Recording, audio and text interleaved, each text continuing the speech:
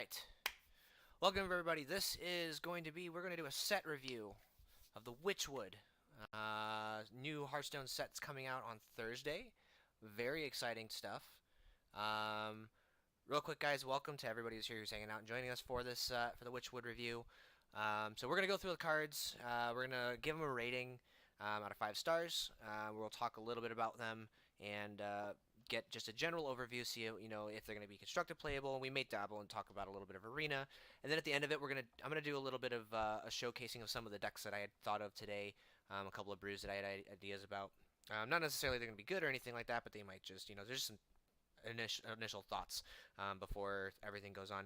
And remember, Thursday, guys, Thursday is going to be our release stream. We are going to be cracking packs 7:30 p.m. Central Standard Time. We're going to be cracking packs, making some decks. We're going to be joined by a buddy of mine, Riley. We're going to be doing some stuff on stream together here. So definitely stop in, check that out as well. And yeah, so let's kick it off here. So I'm actually going to go through on the Hearthstone guide here. The because I don't have a good like image of or a good like way to do this. So let's make it bigger here so we can take a look at them. All right, so we're gonna start actually. So we're gonna go from the bottom up, just to give a little bit of perspective. We'll start off with neutral cards. We'll kind of blast through these guys and we'll go to the class ones. Those ones are a little bit more impactful, I think, in the talk. So we'll start it off here. So 1 mana, 2/1 Swamp Leech with Lifesteal. Only thing notable here, it is a beast tag. So I think I think it's probably going to be fine for like maybe some of the aggro decks or something like that. It is something that you can get with Deathstalker Rexar now from the Build-A-Beast, which is great. It's a good little cheap lifesteal minion, which I think might have been desperately needed. But I don't think it's really going to see play in anything else. Like there's going to be no beast synergistic decks. I don't think that are going to play this guy. I think there are far better options. So this guy's going to definitely be a 1-star. It's kind of pack filler. Starting out on the right hand side here, Swamp Dragon Egg. I think this guy's going to potentially be a 2-star card. I think it may see some play in some potential zoo decks. Like I know people love their egg decks, and this is an okay one. It has a decent, an okay stat line, I suppose, and it gives you a random dragon, which dragons could be okay. There's some okay dragons in the set, and a lot of the good ones rotated out. So that's why. But I think it'll see a little bit of experimentation very early on. So 2 stars for that one. Vicious Scalehide, 2 mana, 1/3 Lifesteal Rush. Now Rush I think is a new mechanic, and I think it's a very good mechanic. It gives a lot of flexibility to making trades better. So I mean, I like playing Zoo, so Rush is like a perfect kind of mechanic for Zoo. They're already trying to do the same thing. So 2 mana, 1/3 Lifesteal with Rush, I think is okay. I think this is probably maybe a 3-star card. It probably fits somewhere in a beast tag. I mean, it's probably decent in the mid-range hunter deck. Like it trades pretty well against some boards, some early game boards, and so probably some a 3-star card here. Spell Shifter. This is one of the shift cards where every turn it changes attack and health. It's spell damage +1. I think this is a 1-star card. It's a 2 mana 1/4 stat line's not amazing, unless there's going to be a deck where having something like spell damage matters. Then maybe this sees some sort of play. But I think that there are other cards that just kind of do stuff better when you're trying to do things with spell damage, particularly here. Next, Lost Spirit, 2 mana 1/1 Death Rattle. Give all your minions +1. 1-star card. This card is very very bad. If you play this guy, and unless you are somehow able to give it charge or rush, it's just your opponent's just going to trade off the rest of your board before they trade this off, and then it's basically worthless. Walnut Sprite, 3 mana 3/3 Echo, 1-star card. I think this is not that great. It's too average and it's too like slightly subpar for it to actually warrant seeing any sort of real competitive play anywhere. I'm gonna presume this in just a smidge here. So we'll go line by line now. So yeah, I think 1-star card. Hench Clan Thug, 3 mana 3/3. After your hero attacks, get a 1/1. Potentially, so I mean, it's a 3 mana 3/3 with so on it by itself has like just on its own, it's fairly subpar. It's fairly mediocre, but it has basically zero downside to playing it, and it fits into certain decks. It'll fit into like maybe like the warrior decks, like the rush warrior decks, where like you're attacking with your guy, your hero a bunch, and this guy's getting buffed, and it turns into a 3 mana 1/1 or 4/4, 3 mana 5/5, something of that nature. So I think it may warrant some experimentation, but I don't think it's going to be amazing. I'm going to give it a 2 star because I think it will see a little bit of experimentation. Marsh Drake, 3 mana 5/4, Battle Cry. Summon a 2/1 Poisonous Drake Slayer for your opponent. Generally, cards that have been that summon things for your opponent generally are not great. For whatever reason, I remember there was one like a really long time ago that saw a very, very small play. But this is one that, unless you already have a board and a way to protect your Marsh Drake, it is not amazing, and I don't expect that you're going to be doing that on turn 3. So the fact that it's a 3 mana 5/4 is kind of wasted and lost to that, just basically to that fact. So 1 star card. 3 mana, so Pumpkin Peasant, 3 mana 2/4. And this is a life swap one. So 3 mana 2/4. Other 3 mana 2/4s and very rarely are seeing play nowadays. There are better options. Like there's 3 mana 3/5s and Tar Creeper. 3 mana 4/2s on the other hand, also still not seeing a lot of play. I mean, the Jungle Gold Panther has stealth, and it's not seeing play. And at the same time, like there's the lifesteal is almost irrelevant essentially. It doesn't have charge or rush or anything like that, so basically can get removed very easily. And the lifesteal may not just go off. So this is not a great card. I don't think it's going to see any play. 1 star. Going up here in the top right, Blackwald Pixie. 3 mana 3/4. Refresh your hero power. Battle Cry. Refresh your hero power. And it's very interesting that this fits. So this is one of a couple hero power centric cards.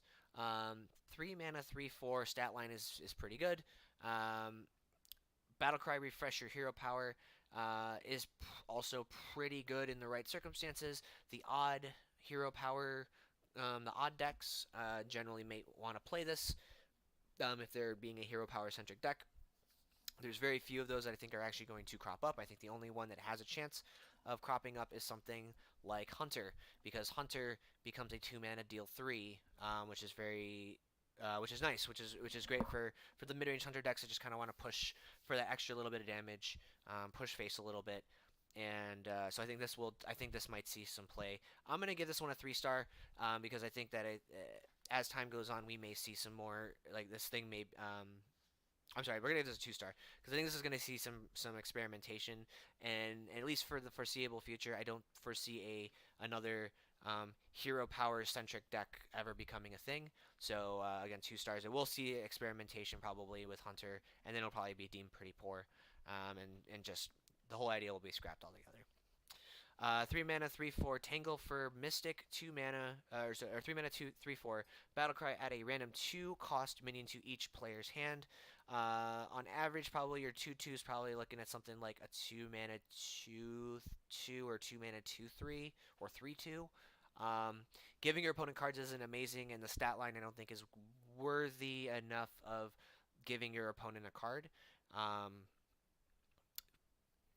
But I mean, there is decent potential upside for you to get something that's pretty good, but also same for your opponent. So I don't think this is a good card. I don't think it'll see play. I think it's going to be a 1-star card.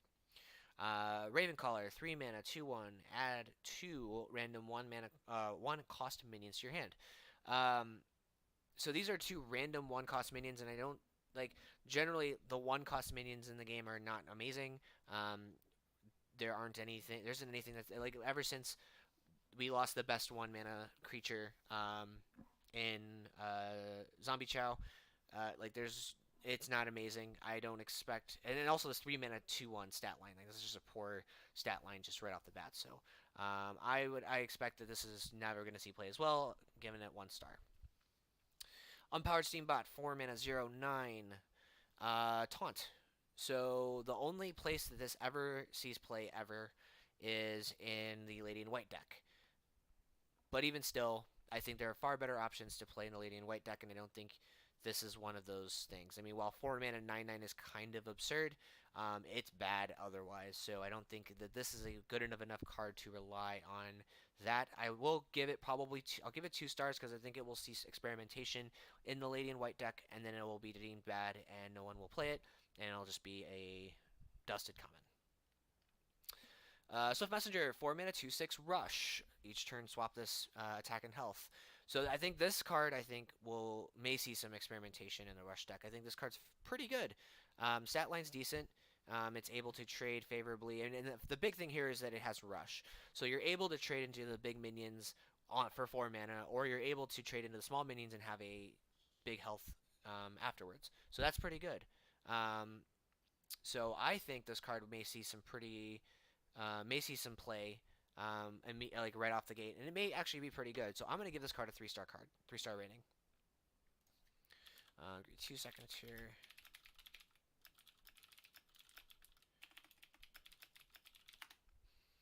All right, next, Felsoul Inquisitor, 4 mana, 1/6, Lifesteal and Taunt.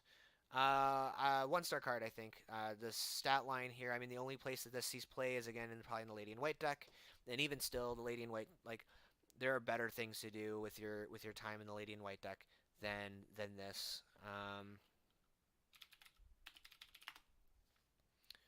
So 1-star card. I don't think this is a great card at all. Rotten Apple Bomb, 5 mana, 4/5 Taunt. Death Rattle, restore 4 health to your hero. 5 mana, 4/5. Stat line is not great. Yeti is a 4 mana 4/5, and it doesn't see play. And while it's vanilla or anything like that, it doesn't have any sort of upside. So attacking on 1 health for taunt, or sorry, 1 mana for taunt, it still is not worth it. I don't think taunt's worth. It's worth only probably maybe about half of a mana. And then Death Rattle, restore 4 health to your hero. I don't think this is. I mean, I think this card is not great. I think it's not. The fact of the matter is that, speaking from a meta prediction perspective, I still think that Q Block is going to be running rampant. So I think that Silence is still going to be a very strong contender. It's still going to be something that's pretty prevalent that people will have to consider.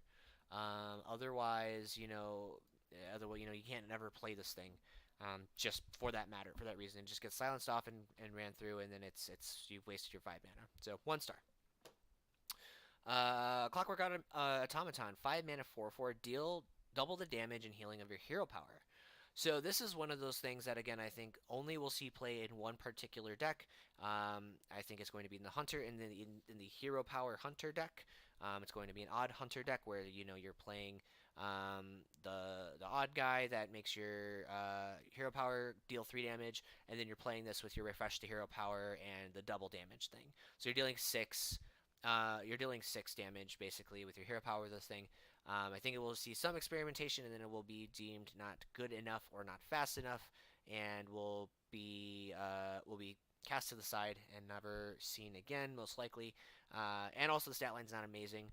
And the mech tag is also useless here. So 5 mana. I think this is going to be a 2-star card again, as I think it's going to see a little bit of play right at the onset of the set, and then it'll never see play again. Darkmire Moonkin, 7 mana 2/8, spell damage +2. Too much mana cost for spell damage effect, and the stat line is meh. It's not amazing, and again, the only place that it may see some play is in the Lady in White deck, but I don't think this is even consideration for that as well, unless there's some other crazy hybrid that goes into the Lady in White deck, and you kind of just need the spell power or the spell damage. But even still, 7 mana for an 8/8 is not amazing stats either way. So 1 star. Furious Ettin, 7 mana 5/9 taunt. I think that there might be actually a place for this card. So comparatively, this is you can almost compare this to something like Bog Creeper, where Bog Creeper was a 6 mana 6/8 with taunt, and that's all. Now the 1 extra health for 1 extra mana, you lose a attack, gain a health for an extra mana. Is it worth it? Almost not, but I think there's only one place that this may actually be worth it to play, and that is in the potential Control Hunter deck, or Control Shaman deck.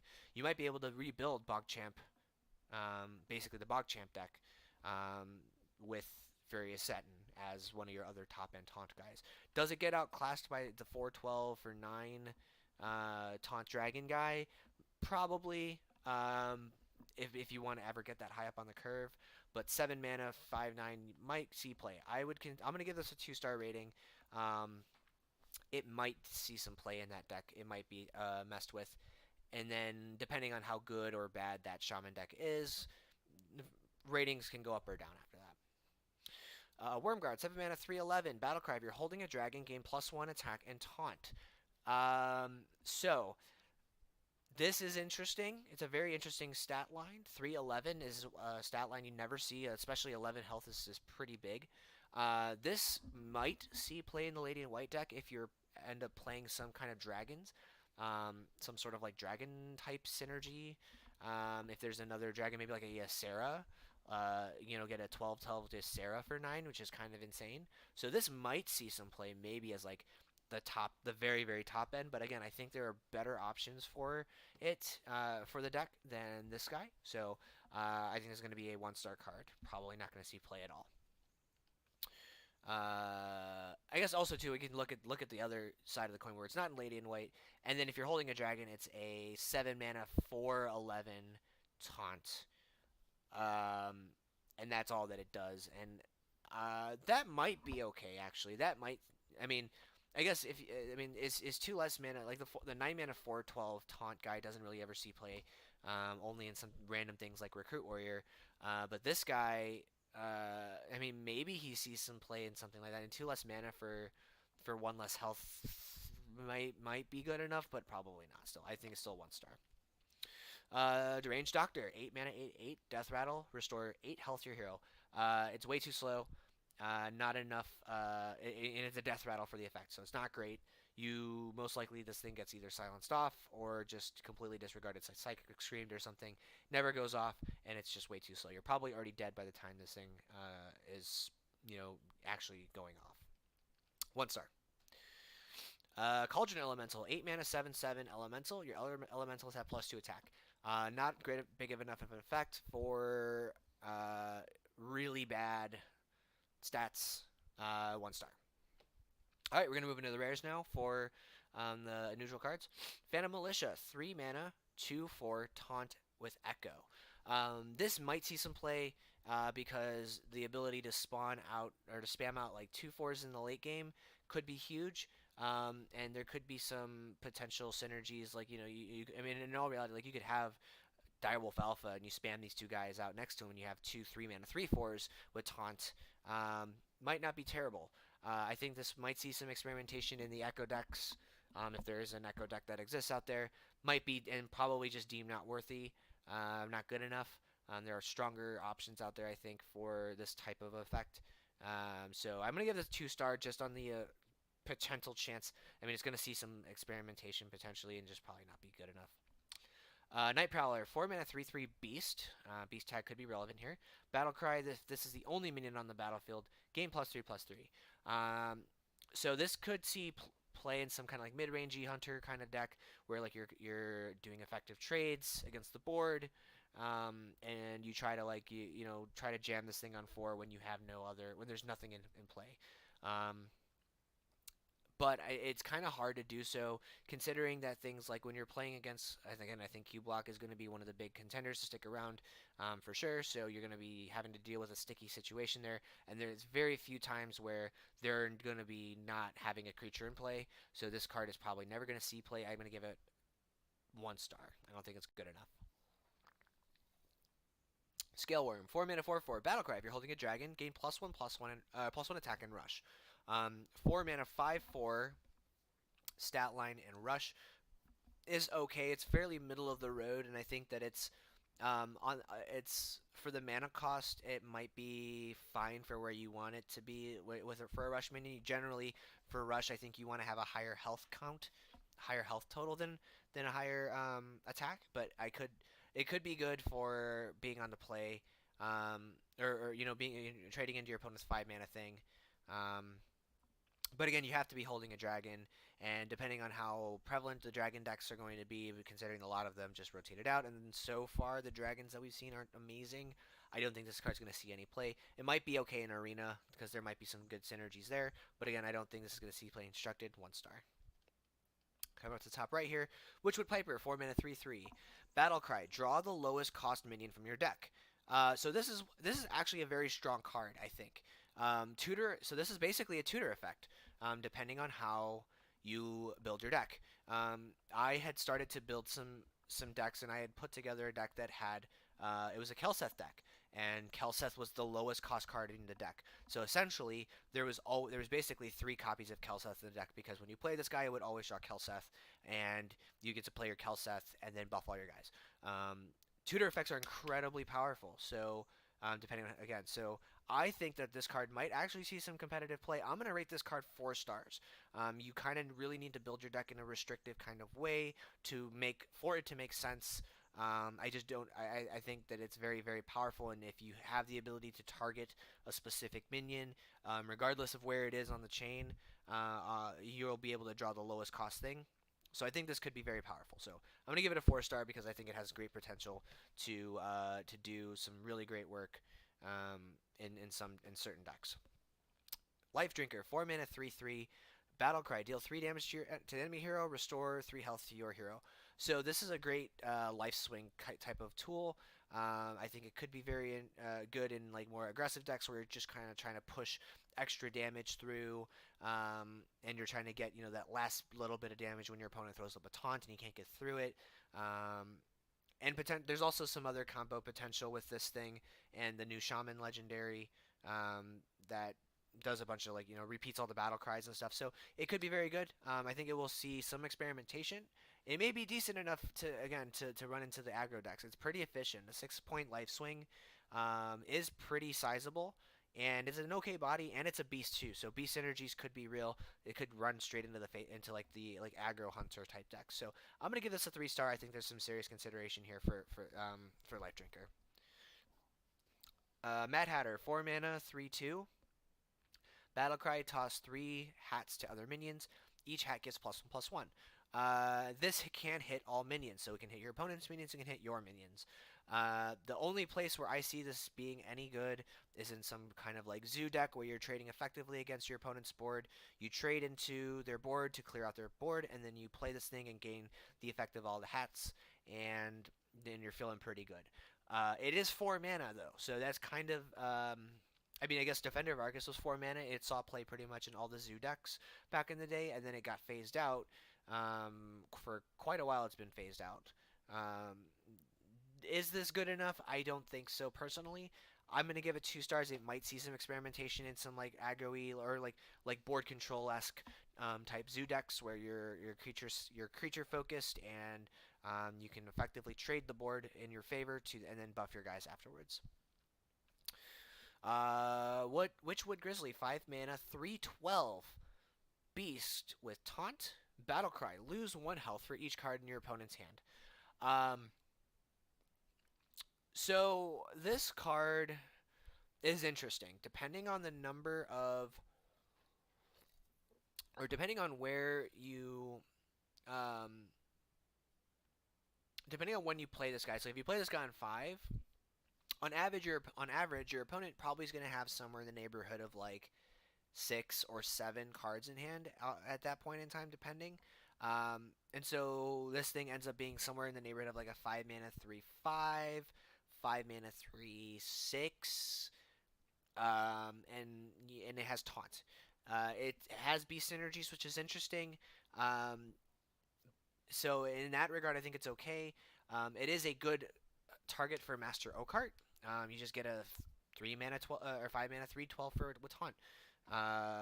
But that being said, it doesn't really do a whole lot other than that. And I think there are better options if you're looking for a larger taunt minion. I think something like playing the Oak Tree guy that's a 3/6 taunt that you can pull out with Oaken summons. Probably a better option. But who knows? I mean, this might see some experimentation, and I don't think it ends up being quite good enough at the end of the day. I'm going to give it 2 stars because I think it will see some experimentation, but then ultimately just be deemed too slow and do not enough. Chief Inspector, 5 mana, 4/6, destroy all enemy secrets. I think this card is going to potentially be very good. Definitely a tech card. It's definitely something that doesn't fit in every deck and go in every deck all the time. It's definitely something you will play if you are running into secrets a ton.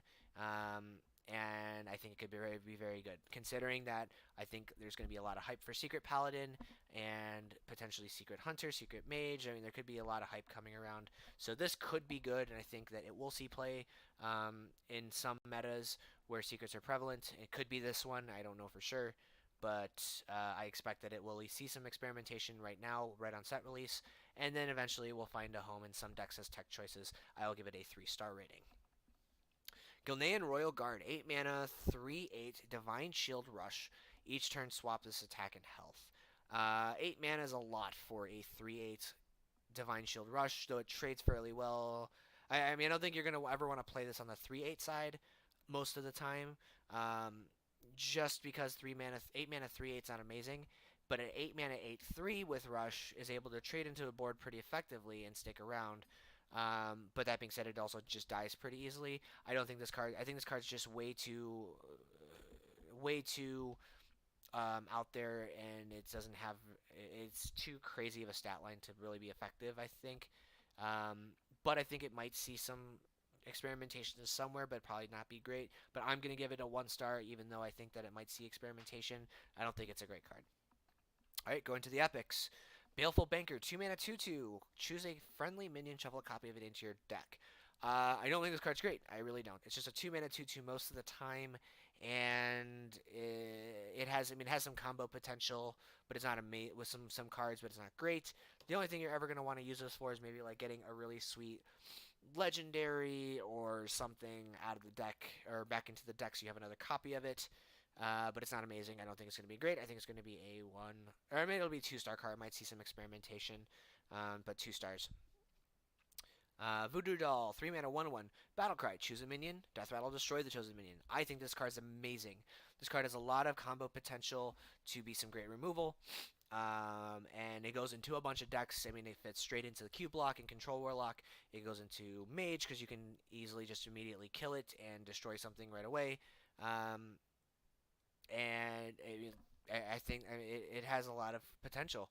I think I'm going to give it a 4-star rating because it is a very great. It's a great piece of removal, and I think it could basically just slot straight into a bunch of decks, just right out the gate. So 4 stars. Nightmare Amalgam, 3 mana, 3/4. This is an element. So basically, it has all of the tags. So it has the all tag, right? So it basically counts as everything. So when you play this guy, and it counts as an elemental, and then if you play a card the next turn that counts that was dependent upon you playing an elemental, then it will get the effect. Does this fit anywhere? I've actually put this in a deck that I've kind of theory crafted an elemental mage. There isn't amazing 3 mana elementals except like yes, there's not many 3 mana elementals, I should say. The Tar Creeper's one, the Igneous, the one that gives you 2/1/1s, that's one. And then you play this guy, and you just have it. It's just give you more consistency. Is it going to be amazing? I don't. It's not amazing inherently. I guess we have to look at some of the other potential things that it has going for it. It is a dragon, so I guess technically, if you needed another dragon for dragon synergies, it's that. It's technically a beast, but I don't think there's not very many things where having this matters so much. Murloc is probably going to fall off because they've lost a lot of their Murlocs, a lot of the good early game Murlocs, and they don't need another 3 mana Murloc here. Dragon, really, and Elemental are the only ones that actually have any sort of bearing, and I think will make any sort of difference. I'll give it a 2-star rating. Actually, I'm going to give it a 3-star rating. It may see some play in some decks, but it's very, very fringe. But it could see play. Who is following? Oh, who's that? Oh gosh, hang on. Missed that in Streamlabs. Bimenso, what's up, man? How's it going? Thank you for the follow. I appreciate it, dude. Thank you so much. We are doing our Witchwood review right now, so Uh, Thank you for hanging out. Oh god, I gotta put my camera back now. I have to move that follower notification because that's in a bad place. Anyways, moving on. Let's see. Hold on, where's the thing? Because I need to move that alert. Yeah, there we go. Let's move this. Move this up here. That'll do, pig. That'll do. All right, cool. Moving on. Witch's Cauldron, 3 mana, 0/4. After a friendly minion dies, add a random shaman spell to your hand. This is a very interesting card, and I think that this card really just kind of depends on how good you expect random shaman spells to be. I don't expect.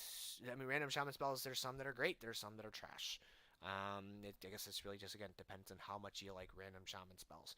I think this card might see some experimentation because of Hagatha and the potential for upside with the shaman spells, and I guess the fact that it's neutral, you can't go into any class, so you could essentially maybe put this into something like Zoo, where you're trading your board a little bit better or a little bit more. You can play this thing, make a bunch of trades, get a bunch of spells, refill your hand. Could also go into aggro deck where you're looking to just attack, attack, attack, and when your guys die, maybe.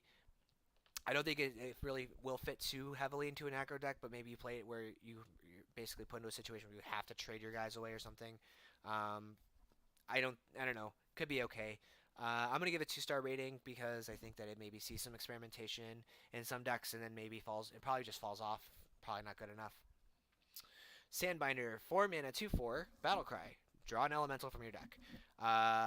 Interesting card. I think it compares relatively favorably to Gnomish Inventor, right? Gnomish Inventor is a 4 mana 2/4 draw card, and it saw a lot of play in various avenues and various times over Hearthstone's history. So, but the fact that this is drawing an elemental from your deck is pretty good because it can keep your elemental synergies flowing. It keeps your turns going. On 4, there isn't anything that really matters too much about playing an elemental on the turn before. On 5, there is something, so it might be a little bit slow. But it does compare fairly favorably to a card that has seen play in the history. So I'm gonna give it 3 stars. I think that it does see some play. It may ultimately end up falling out of favor, but it will. It probably sees some play somewhere in some elemental deck. Also, too, it is potentially another tutor effect as well. You could play in Priest. You can just play Lyra and Radiant Elemental, and you can just draw those guys. And essentially, it's just basically a tutor effect. So that could be very strong, and I think it might see some play there again. Is it worth it at the end of the day? Maybe. We'll see. Again, that's why I still think 3-star rating. Muck Hunter, 5 mana, 5/8. Rush, Battlecry. Summon 2/1 Mucklings for your opponent. So real quickly, we're going to look at what a Muckling is. Let's see here. So Mucklings are just 1 mana, 2/1 little guys, right? So depending on where this ends up actually being played, you may end up actually being able to come out of it with a 5 mana 5/7, 5 mana 5/8, depending on when you play it. If you can remove the 2 Mucklings pretty much straight away. The stat line on this is fairly aggressive, and the fact that it has Rush is good enough. I think that it might see some play. It probably goes into some maybe like Rush Warrior deck or something along those lines. Whether or not that deck is good remains to be seen, but I'm going to give it a 3-star rating because I think people will absolutely play Rush, and I think that this is definitely one of the better Rush minions in the set, and it may have some, it may see some fringe play here and there. Mossy Horror, 6 mana, 2/7, destroy all other minions with 2 or less attack. I think this card's also pretty good. I think this is one of the cards that actually sees play in the Lady in White deck. And it's a 6 mana 7/7, nuke the board of anything little. It's great for post Voidlord dudes, Voidwalkers, and it's great against like Dude Paladin, any aggro deck or anything like that. This card's gonna be great. You can stabilize the board with your big guys and your removal spells, and then you just play this guy and wipe their board, and you're feeling pretty good. I think this is a pretty decent card, and I think that this card is the viability of this card again strictly and pretty much heavily depends on whether the Lady in White deck is any good. I think it'll be okay. I think maybe like tier 3. But I think Mossy Horror, and I think also too, you might be able to consider playing this in other control decks, maybe as a one of in a control deck. Um, but either way, I think it's a very interesting card. I think it could be potentially very good. I'm going to give it a 3-star rating. It sees play in very specific decks, and it's not like, it's not an auto include in most decks or anything like that. So decent card though. Worgen Abomination, 7 mana, 6/6. At the end of your turn, deal 2 damage to all other damaged minions. This card's very slow. There's a card that does it better, basically, which is Sleep with the Fishes. Yes, you're getting a 6/6 body with it, but and it doesn't deal damage to itself, even if it's damaged, because it's just all other damaged minions. So, I mean, it could be an interesting board clear in something like Warrior, but I think it's very, very, very slow. And I don't think it sees play at all. I think it's 1 star. 8 man or Splitting Fester. Sorry, 8 mana, 4/4 Death Rattle. Summon 2/2/2 Splitling Saplings. Bad stat line. Bad Death Rattle. Probably just gets silenced off, and then you don't get it, and you should have spent 8 mana on a 4/4 1-star card. All right, legendaries. Dollmaster Dorian, 5 mana, 2/6. Whenever you draw a minion, summon a 1/1 copy of it. I think this card's very interesting. I think this card has a lot of potential to see play in a lot of the minion focused decks. The only problem is it needs to stick around. So, where does this fit? Where does this fit? I think this fits in somewhere like a I think this fits somewhere in something like a the mage deck, the new the creature based mage deck, where you play this guy on 5, and you play the new book on the 2 mana book that draws you 3 cards, and you hope to draw all minions, and then you just summon 1/1 copies of all your minions. Probably maybe something with Death Rattle effects. This also goes in a Death Rattle deck if there's a Death Rattle deck in the format, where you draw a bunch of guys and you just summon a bunch of Death Rattles. Like maybe like Pyros is great is a great hit off of that immediately. So, or something that has like an end of turn effect would be great, something along those lines. I think this is a pretty interesting card. It is legendary, so it could be interesting to see what people do with it. I personally am going to be playing it for sure. Oh gosh, hey, Ragnarok, what's up, man? Welcome. Thank you for the follow. Appreciate it a ton. I'm gonna move. Let me move this up here so that this gets in front of the thing, so that you can see it here. Now I'm gonna just do a real quick test. Let me just rerun that follow. There we go. That's better. Perfect. So yeah, Ragnarok, thank you for the follow, man. Appreciate it. You are awesome, my friend. Thank you. So Dollmaster Dorian, I'm going to be using Dollmaster Dorian, and I'll show you a deck where I'm going to use him. But I think he has some great application. I think is a decent stat line. He's bad on his own. Obviously, I think he just probably dies on his own on 5. I think your opponent just trades into him, and then you're feeling bad. But I think that ultimately it could be pretty decent. It has decent combo potential. I'm going to give it a 3-star rating. Again, just strictly based on the fact that it could see some fringe play.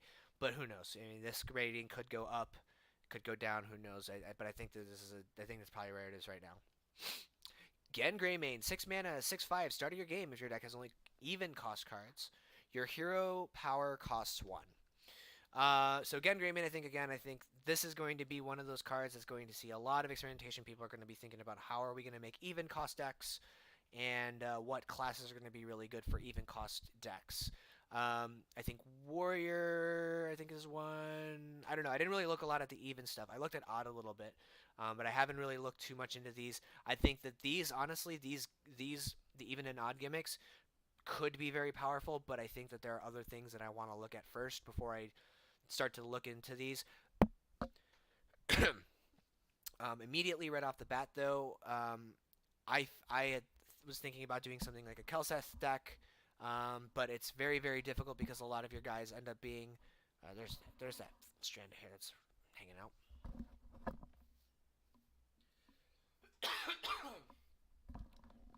Sorry about that. So a Kelseth deck is going to be very hard with Gen because again you only have one spot on 2 to do anything with, and then you're basically stuck on 4, 6, 8, and you're just like a super late game focus deck and just get run over. So that's probably out. You may be able to get some kind of interesting cheeky 2-cost deck, like maybe Paladin ends up being pretty good with this. You can summon, some low cost guys off of rally or call to arms. You just get all your 2 guys out. And then you can make a guy on turn 1. That's actually pretty good. You make a guy on turn 1, summon a guy on 2, make a guy on 3 and summon a guy on 2, and then call to arms on 4, and you get a big old board, and then you're playing some aggro deck. So this could be interesting. I think this and Baku are going to be 3-star or I'm sorry. I think they're going to be 3-star cards personally from a power level perspective. I think they're going to be 4-star cards in terms of how many people are going to be playing them both, just straight out the gate. Um, Arguably, I mean, they're arguably both equally powerful. I just think that a lot of people are going to try them out. A lot of people are going to experiment them because this is the big mechanic pushed in the set.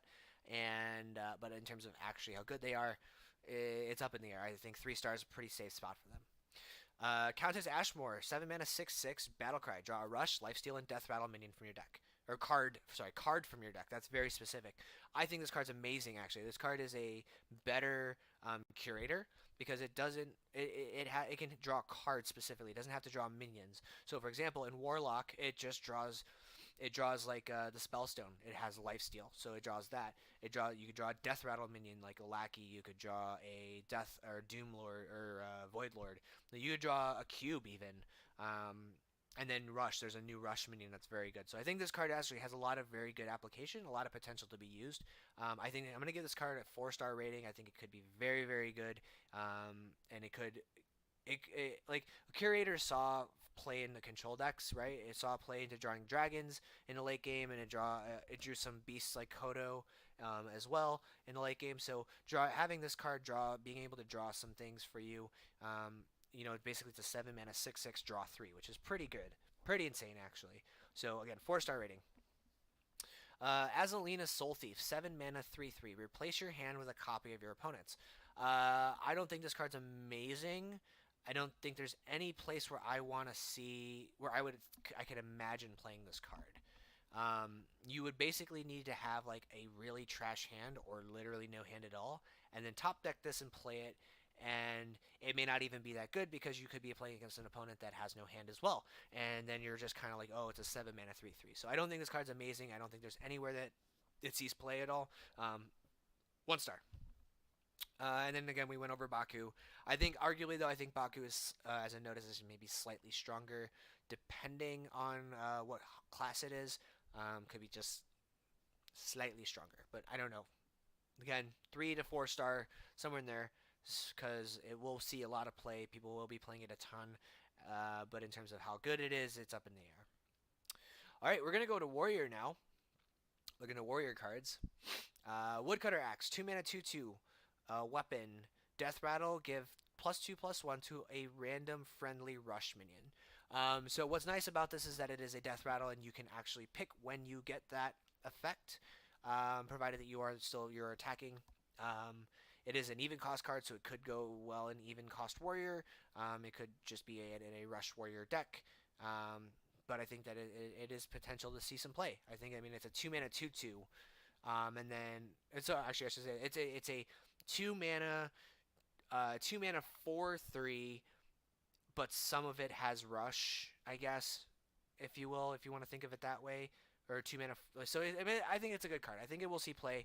I'm gonna give it 4 stars. I think that it's a very good minion, or very good weapon. And the fact of the matter is that if you're gonna see a rush deck, most likely Rush Warrior will be one of those decks that will be pretty good for rush. They're utilizing the rush mechanic.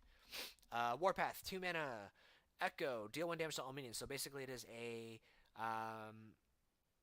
Basically, it's an echoed whirlwind. I don't think this card's amazing. I don't think you really want to invest that much mana into dealing 1 damage to everything.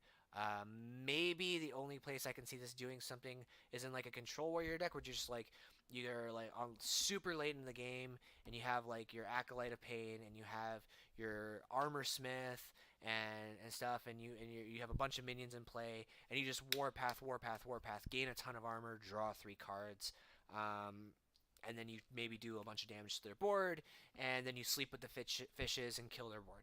Maybe if Control Warrior makes a comeback, this could be good. I don't know that that's going to be the case, because Control Warrior has kind of been like for quite a long time. So it could be good, it could be bad. Who knows? I think I'm going to give this a 3-star card. It could see some fringe play if what Control Warrior ends up being great again, or if it becomes a deck that sees play. But I don't think it's that great. Moving on. Rabid Worgen, 3 mana, 3/3 rush. It's pretty vanilla. I think there's better options for you if you want to play a 3 mana rush card. It's just okay. Again, subpar stats, slightly subpar stats, and the rush tag is okay on 3. So like on 3, like it doesn't trade favorably into your opponent's 3 mana or 2 mana 3/2, but it might trade well into your opponent's 3 mana 4/3. Something along those lines. Could be okay. I will give it a 2-star rating. It might see some fringe play. It might be okay in the rush deck, but it's probably not going to see a whole lot of play. Red Band Wasp, 2 mana 1/3 rush, has +3 attack while damaged. So you could actually, this card could be interesting. You could have some combo potential where you are like playing this with the Razor Blade or the Razor Blade thingy that does the Whirlwind on Death Rattle or whatever, and then it becomes a 2 mana 4/2 with rush, which could be very good. It also could trade well into your opponent's 1-drop and just be a really big body on turn 2 that your opponent necessarily won't be able to deal with very well. Or it could just trade into like a 4-cost thing. I think this card is very good, and if the rush deck sees play, I think this card definitely sees play in the rush deck with other weapons. Also note it can also get buffed by the Woodcutter Axe, so this card could become very, very large very, very quickly for 2 mana. I think it's potentially very good. I'm going to give it a 3-star rating. I think that it could, if the rush deck becomes a thing, it's an auto-include in the rush deck, but I don't think that it's, who knows. Actually, well, no, you know what, though?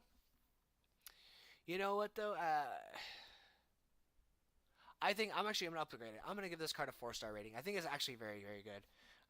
There's so much potential for this card to just be an overwhelming powerhouse in your board trades. It makes your tempo gave you such a big tempo swing that I'm going to give it a 4-star rating. Militia Commander, 4 mana, 2/5 rush, Battlecry, gain +3 attack this turn. 4 stars.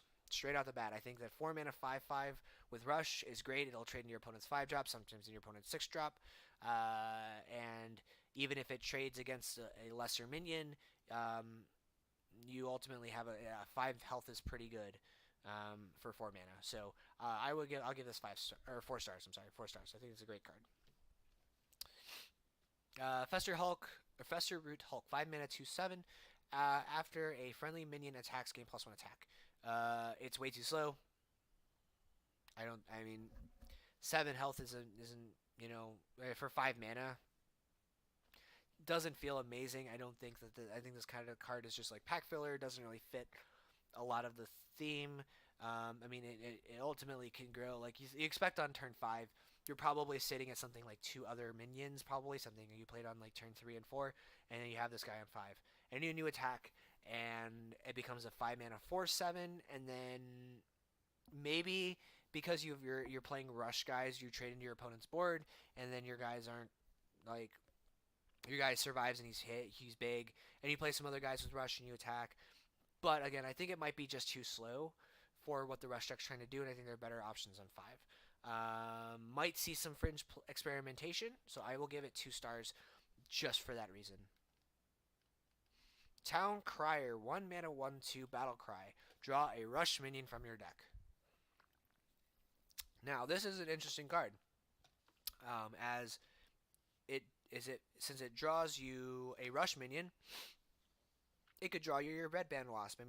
This also could be a tutor as well. So again, potential is provided that you're not running in a full-blown rush deck. Town Crier could potentially be a tutor effect as well. If you have a couple of like very key rush cards in your deck, then Town Crier is just a great way to get them on turn 1, or even in the late game, you just tutor them out of your deck when you need them. So I think this card has actually a lot of potential to be very, very good. It just depends on how good Rush is and how many decks are playing Rush in Warrior. But again, it's assuming the Rush mechanic is something that the Warrior class will do probably better than a lot of other classes. I'm going to give Town Crier a 3-star rating. just because it's not going to see play if it doesn't get anything rush. But I think that it probably will see some play, because I think rush will be played in warrior. Deadly Arsenal, 6 mana, reveal a weapon from your deck, deal its damage to all minions. Uh, so I don't think. I mean, so okay. I think Control Warrior. If you're playing Control Warrior, you're probably not playing a large weapon unless you're playing Gorehowl. And then in this case, it's a 6 mana, deal 7 to everything, which could be a decent board clear. Um, but in the event that you're probably never playing more than one Gorehowl in your deck, and you're probably not playing any other actual any other actual weapons in your deck. Like if you're playing Blood Razor, then it's a 2 attack thing, and doing 6 mana deal 2 to everything isn't amazing. So you're probably playing this with Gorehowl. But that means that you're playing Control Warrior. So if Control Warrior comes back and it becomes the thing again, then this may see some play. I'm going to give this a potential 2-star rating because I'm not optimistic about Control Warrior coming back, but it would be awesome to see if it does. If it does end up coming back. Darius Crowley, 5 mana 4 for a rush. After it attacks and kills a minion, gains +2/+2. So okay, essentially, like you're gonna be trading this guy. So like to have this guy stick around and survive, he's gonna be 5 mana and he's gonna come in and he's gonna attack and kill a 3 attack minion. Ideally, right? He attacks a 3 attack minion and he goes down to a 4/1, but then he gets buffed up to a 6/3. 5 mana 6/3s. The only like 5 mana 6/3s I think that ever really saw play was like, um, it's the legendary that makes your hero power, upgrade your hero power. I think that was a 5 mana 6/3, and it's all a lot of play because it upgraded your hero power. But effectively, like on the worst case scenario, you have a 5 mana 6/3, and then your opponent just like if you're just playing this as on its own, your opponent just does something that deals 3 damage to it. There's a lot of 3 damage removal in the format, particularly with Warlock. There's a lot of 3 damage removal that they have, and they can set up to file very easily. So in the best case scenario, you're killing a 5 mana 0/3 or a 5 mana 0/4, and then it becomes a 6/6. The likelihood of that ever happening, next to none. I don't think that this card's is amazing, but it probably sees, since it's legendary and it's a one of, it might see some play as in fringe play in the rush deck. I'll give it probably 3-star rating just because it's decent, and like on the average you're probably sitting at somewhere between like a 5 mana. You're probably somewhere between a 5 mana 6/4 maybe. 5 mana 6/4, and that's okay stats, I suppose. And you were able to trade off one of your opponent's minions, so could be okay. 3-star rating. Black Howl Gunspire, 7 mana 3/8. It can't attack, but whenever this minion takes damage, deal 3 damage to a random enemy. So the only way that this card sees play is if there's I don't even know if I call it a combo. Like you play this guy and he sticks around on the board for a turn. He has 8 health. It's fairly tanky, but it costs 7 mana. So more likely, if you're constantly effectively trading the board away to your opponent, or with rush minions and stuff like that, you're gonna expect that maybe this thing sticks around for a turn, and then on turn 8 you go Warpath, Warpath, Warpath, and you deal 12 to randomly to your enemy, to what your opponent has. Maybe you end up trading your minions more, so that it just goes to the face, or if anything, it clears off some more of your opponent's minions. It's kind of a pipe dream, I think. I don't think that this really sees a lot of play unless like Control Warrior becomes a thing, but I still don't think so. I think this is not amazing. I think it might see some experimentation where it has some cute, cheeky, like little combo potential, but again, I don't think it'll be amazing. And I think that it will just kind of fall by the wayside. It'll be one of those legendaries that is cute, but it never gets played. 2-star rating, because I think it will see very fringe experimentation in combo decks, and then never again. And yeah, so 2 stars. All right, going up to Warlock really quickly, guys. Before we go into Warlock, I want to thank everybody here who's hanging out with us. Cogwhistle, welcome. Again, Ragnarok, thank you again for the follow. Thronzilla, what's up, guys? Thank you so much for hanging out, Belio. Thank you for chilling with us this evening. I have a new Facebook page, facebook.com/DragosiMTG. Go ahead and like that page. Um, all the stream announcements and everything like that go up there, as well as content, clips, and all that jazz are going to go up there as well. So go ahead and give that a follow. And again, thank you guys for hanging out this evening for the review for the Witchwood. All right, go to Warlock. Witchwood Imp, 1 mana, 1/1 stealth. Give your or death rattle. Give your friendly minions +2 or +2 health. Interesting thing on one, could be okay, I suppose. Dies hard to defile, but it lets you give in the zoo type decks. It lets you give a certain minion +2 health that you may want to keep around to trade more effectively. So it could be okay. It might see some fringe experimentation. I mean, we are seeing Blood Imp getting played in some variations of Zoo nowadays. So I mean, I don't know. Who knows? This thing could. I mean, it's strictly better than Blood Imp in all honesty. I think because I don't think Blood Imp sticks around for very long, anyways. But who knows? I think that this is a 2-star card. It will see some fringe experimentation. It may or may not be very, very good, or it may not see some fringe play in Zoo, but I don't think it sees a lot other than that. Dustbat, 3 mana, 2/4 Beast Tag. Okay, Battle Cry if your hero took damage this turn. Summon 2 1/1 bats. So the only way that your hero takes, like, this is kind of like a mid-game kind of card, where you're playing on turn 5, or you're playing on like turn 4, you're Kobold Librarian, and then playing this guy and getting 2 1/1 bats. So that's on turn 4, that's what, 2, 4, 5, 6, a 6, 7 worth of stats on turn 4. It's okay, and then spread across 4 bodies, mind you. So I mean, that's okay, I suppose. It's not it doesn't set the file up or anything like that, so that's decent. You can also do the Flame Imp to do the same thing. You could also go turn 5. You can go the Homunculus that deal the 2 mana 2/4 or Taunt that deals you 2, and the Dustbat, and then you have a much more sizable body, set of bodies over 4, and that could be okay. Whether or not it's actually worth it, I don't know. It might be okay in Zoo. I think it might see some experimentation in Zoo, but there may just be some better options. I know Zoo did lose some cards with the Demon synergies from the last from rotation here, so this may actually get some love and might see some play in Zoo. I'm gonna give it a 3-star rating. I think that it potentially has enough upside, and there's enough cards in Zoo that deal you damage that you might be able to get this thing to go in the early game. At worst, the 3 mana 2/4.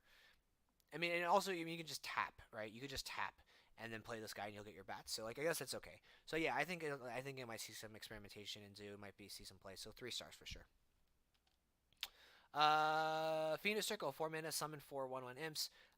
It's pretty bad if you're playing this. I don't like the only place you may be playing this is in Zoo, and I think in Zoo you have better options, things you want to do on 4. The 1/1s are not really great. The only reason why something like Imp Bomb. Oh gosh, why can't I remember the Implosion? The only reason why Implosion saw play is it actually removed a body and then gave you imps. Just getting 4 imps, just outright and not dealing any damage to anything to clear it is kind of not amazing. I think that this card probably doesn't see any play. 1-star card. Dark Possession, 1 mana, deal 2 damage to a friendly character. Discover a demon. Generally, discovering a demon isn't amazing. There's some okay demons. You can have potential for Void Lord, for Doomguard, things of that nature.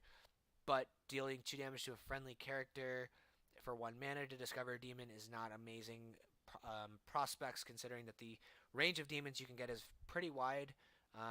So I don't think this sees any sort of play at all, and I can't think of a deck where it would see play. So 1 star. Curse of Weakness, 2 mana, Echo. Give all enemy minions -2 attack until your next turn. This may see some sort of play in a deck where you're trying to board control, but you're playing Zoo. But I don't ever see Zoo really ever wanting to play this card, I don't think. I mean, maybe it does make their trades very good, very true, like very far in the late game, but most of the time, by the time you get into the late game where this thing becomes super effective, maybe because you're really trying to, in Zoo, you're trying to curve out all the way through to 5, maybe 6 mana, and then if you're playing this thing on 6 and your opponent's minions get -6 attack, You probably have already traded the board away pretty favorably in your favor anyways. So I don't think this card sees a lot of play in that. Um, I can't really think of where this sees play. I don't think at all. It's interesting prospects, but I don't think it's good enough at each iteration of the mana curve to to really see play. So I'm gonna give it a 1-star rating. Blood Witch, 4 mana, 3/6. At the start of your turn, deal 1 damage to your hero. Decent stats actually. Um, Decent stats. Priest of the Feast? It was a 4 mana 3/6, and that saw play everywhere. But that healed your hero power for 3 when you cast spells, so you couldn't immediately play it on 4. The stat line itself may actually be worth playing because you also have to consider that it deals a damage to you every turn you play your bats. If it sticks around until 5, you have good bat synergy on 6. Or I'm sorry, on 5, if it sticks around from 4 to 5.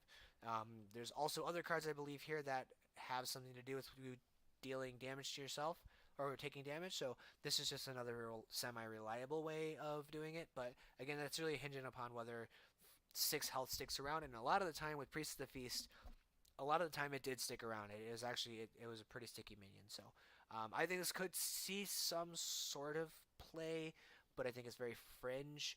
I'm going to give it a 2-star rating. I don't think this is quite good enough. It doesn't exactly make the cut. There's not enough synergies that make it worth it. And again, but even though it is could be a fairly sticky minion. Ratcatcher, 3 mana, 2/2 rush. Battle cry, destroy friendly minion, and gain its attack and health. This card, I think, this is the other card I was talking about that just slots straight into the Cube Warlock, Control Warlock type decks. It's another way to kill your cubes. It's another way to kill your lackeys. It's another way to, to kill those things. It's pretty good, and it also trades well because it has rush.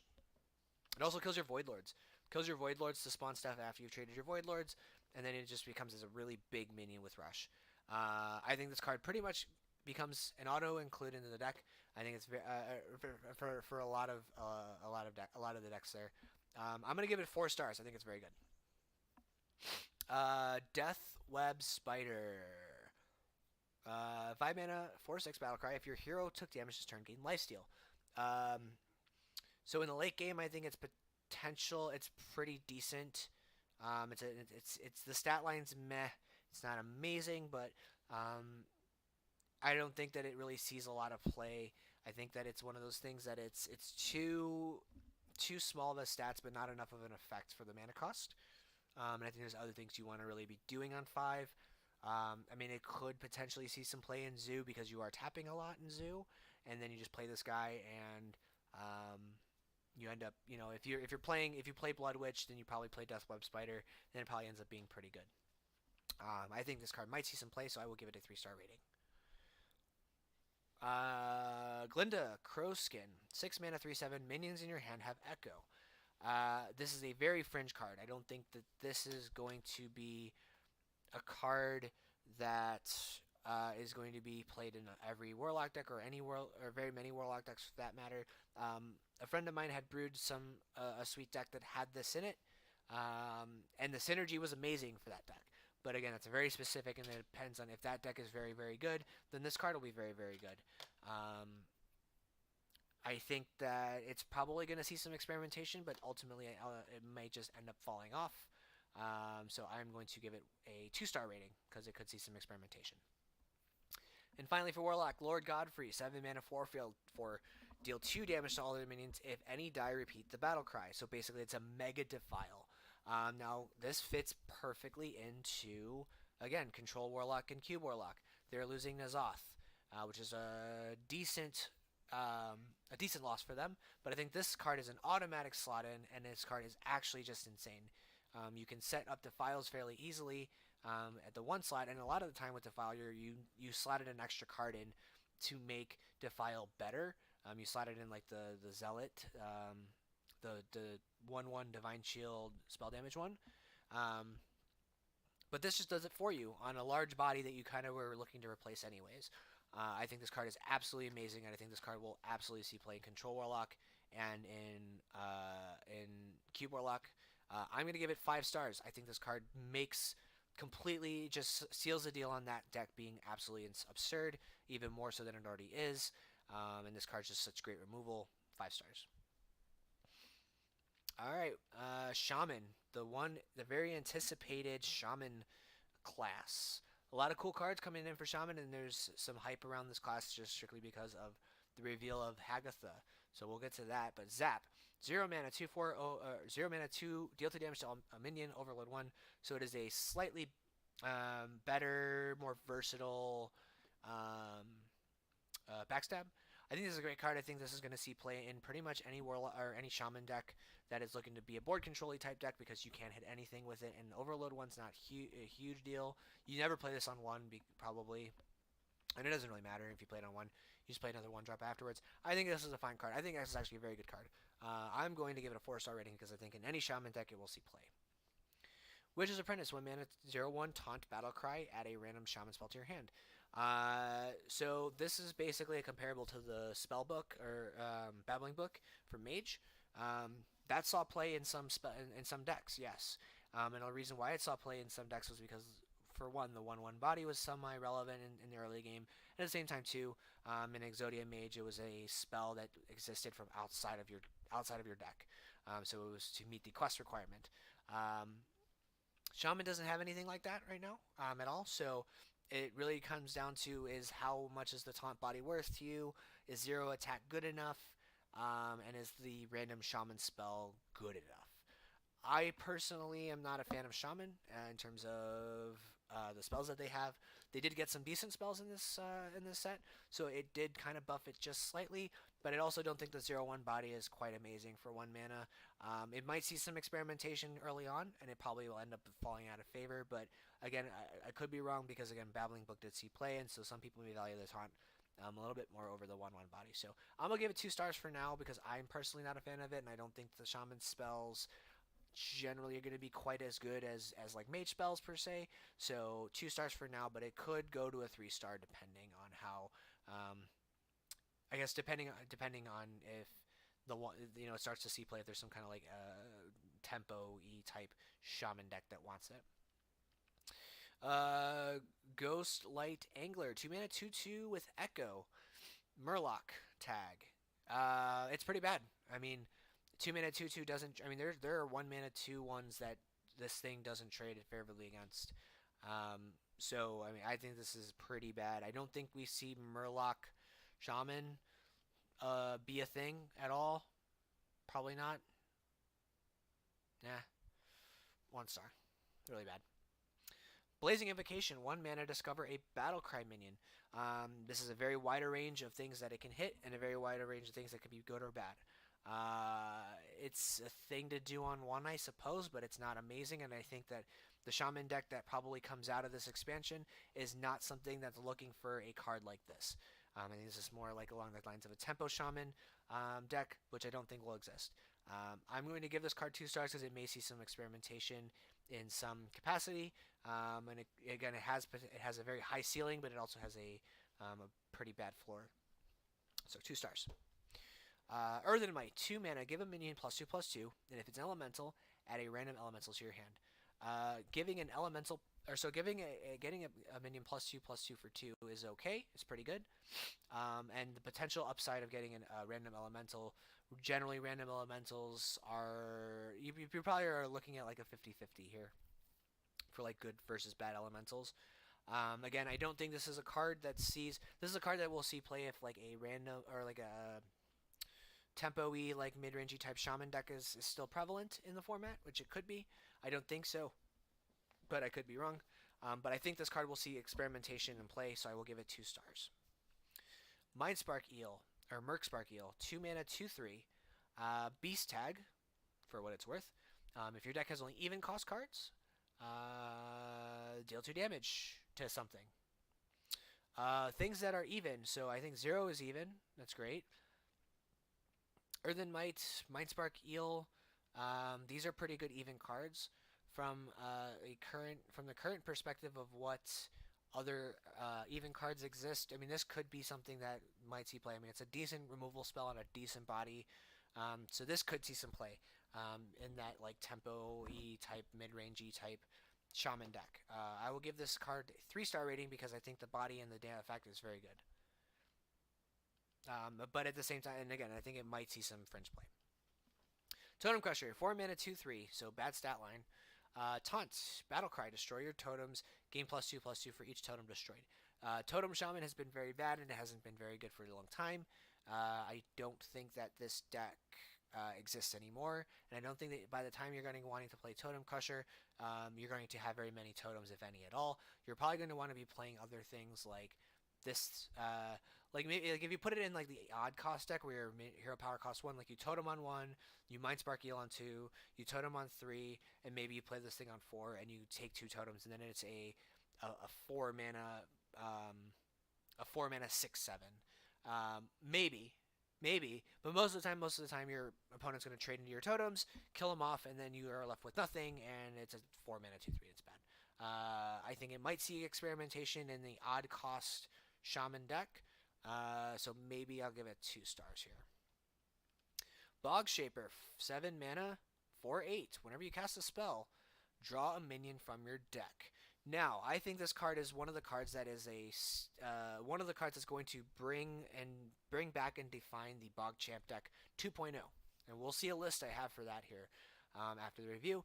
Bogchamp 2.0 could be very, very good. It's a lot of early game removal and spells with spells, and then you have a lot of big late game taunts basically from like 5 mana on. And so when you play Bog Shaper, you cast a removal spell, and you draw a taunt minion from your deck, and you slam a taunt minion down, and then you Ancestral Spirit, and you draw another minion, and you just kind of like control the board through those means. I think that this card is actually pretty good, and specifically in that deck, and I think that if that deck is very good, then this card is an amazing card. Right now, I'm going to reserve judgment and give it a 3-star rating, because if the deck is good, then it will be in that deck. Or it will, I should say, it will be experimented and it will be played in that Control Shaman Bogchamp type deck. And then if it ends up being very good, then obviously then it goes up to a 4-star rating. Hagatha the Witch, 8 mana, the only hero in the set, which is really cool. 8 mana, Battlecry, deal 3 damage to all minions with gaining 5 armor. And the hero power you get is a passive after you play a minion, add a random shaman spell to your hand. So this fits in with the Control Shaman Bogchamp type theme, where you play this guy on 8, and you blow up the board, and then you stick your big minions and you add spells to your hand, and you basically just cyclically fuel your Bog Shaper triggers. You just do that over and over again. It's pretty sweet. But also, it's just, again, it's 8 mana, deal 3 to all minions, and if you're playing the Bogchamp deck where it's kind of like late game focused and control focused, you don't have a lot of early game minions, so it's not a big deal. You're dealing 3 damage to everything. Most likely it ends up being a board clear in a lot of situations, in tandem with your other removal, and you're gaining 5 armor on top of that. I think this card's very, very good. It will be played in a lot of other decks, I think, as well, potentially. So I'm going to give Hagatha 4 stars. And Shudderwalk, 9 mana, 6/6. Battlecry, repeat all other battle cries from cards you've played this game. This is a very interesting. Targets are chosen randomly for any potential effects that have targets. This is a very interesting card. There's a high variance to this card. It could have a very high ceiling, but it could have a very, very low floor. And it's a 9 mana 6/6. So just on stats alone, it's not great. Not by any means. But the potential for the battle cry could, triggering a bunch of battle cries could be very, very interesting. And it could have a lot of upside again. It could have a very high ceiling. I'm going to reserve judgment. I think people will absolutely be trying this deck out, or like this guy out of a deck. And it could be insane. Again, it's very high variance, so it depends on just if the shaman decks that are trying this are able to stay alive and cast all their battle cries, and then play this guy. Where's the line of diminishing returns? Like, what's the minimum amount of battle cries that you can cast that when you play this guy it's worth? Like, you get enough value out of it. I think you're probably looking somewhere in the neighborhood of like 4, maybe 5 battle cries to be like worth it, to be like minimum worth it, and then anything else is gravy. But again, I think it's going to be a 3-star card for now. It could see a lot of I think it will see a lot of experimentation. People will play it, and then it could go either way. All right, going into them rogue cards. Cheap Shot, 2 mana, deal 2 to a minion. Echo. Because it can't go face, it's not very good. 1 star. Blink Fox, 3 mana, 3/3. Battle Cry. Add a random card from your minion to your, or from your to your hand from your opponent's class. So it slightly compares somewhat to Swashbuckler, but Swashbuckler had an ulterior motive to being played. But this thing has a beast tag, so I don't know if it matters too much here. It's okay, probably. I mean, it might see some experimentation. It might be. I mean, it's a fairly cheap minion, and it generates a card from you, for you. So it could be okay. I mean, it also compares to Glimmerroot. Um, Glimmerroot was better because it was a 3 mana 3/3, so it contested the board on 3. But it gave you a card from your opponent's class, or sorry, from your opponent's deck. Getting a card from your opponent's deck is generally better because you expect your opponent to play good cards, for the most part. Getting a random card from your opponent's class is hit or miss. I think this card will see some fringe play. We'll see experimentation. I'm going to give it a 3-star rating because I kind of like these effects a lot.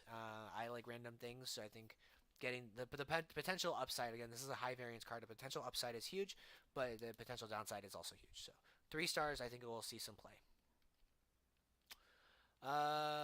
Cutthroat Buccaneer, 3 mana 2/4. Give your combo, give your weapon +1 attack. I think that this is one of those, this is one of those late game cards that it could see some play in the random like aggro-y weapon warrior or weapon rogue decks.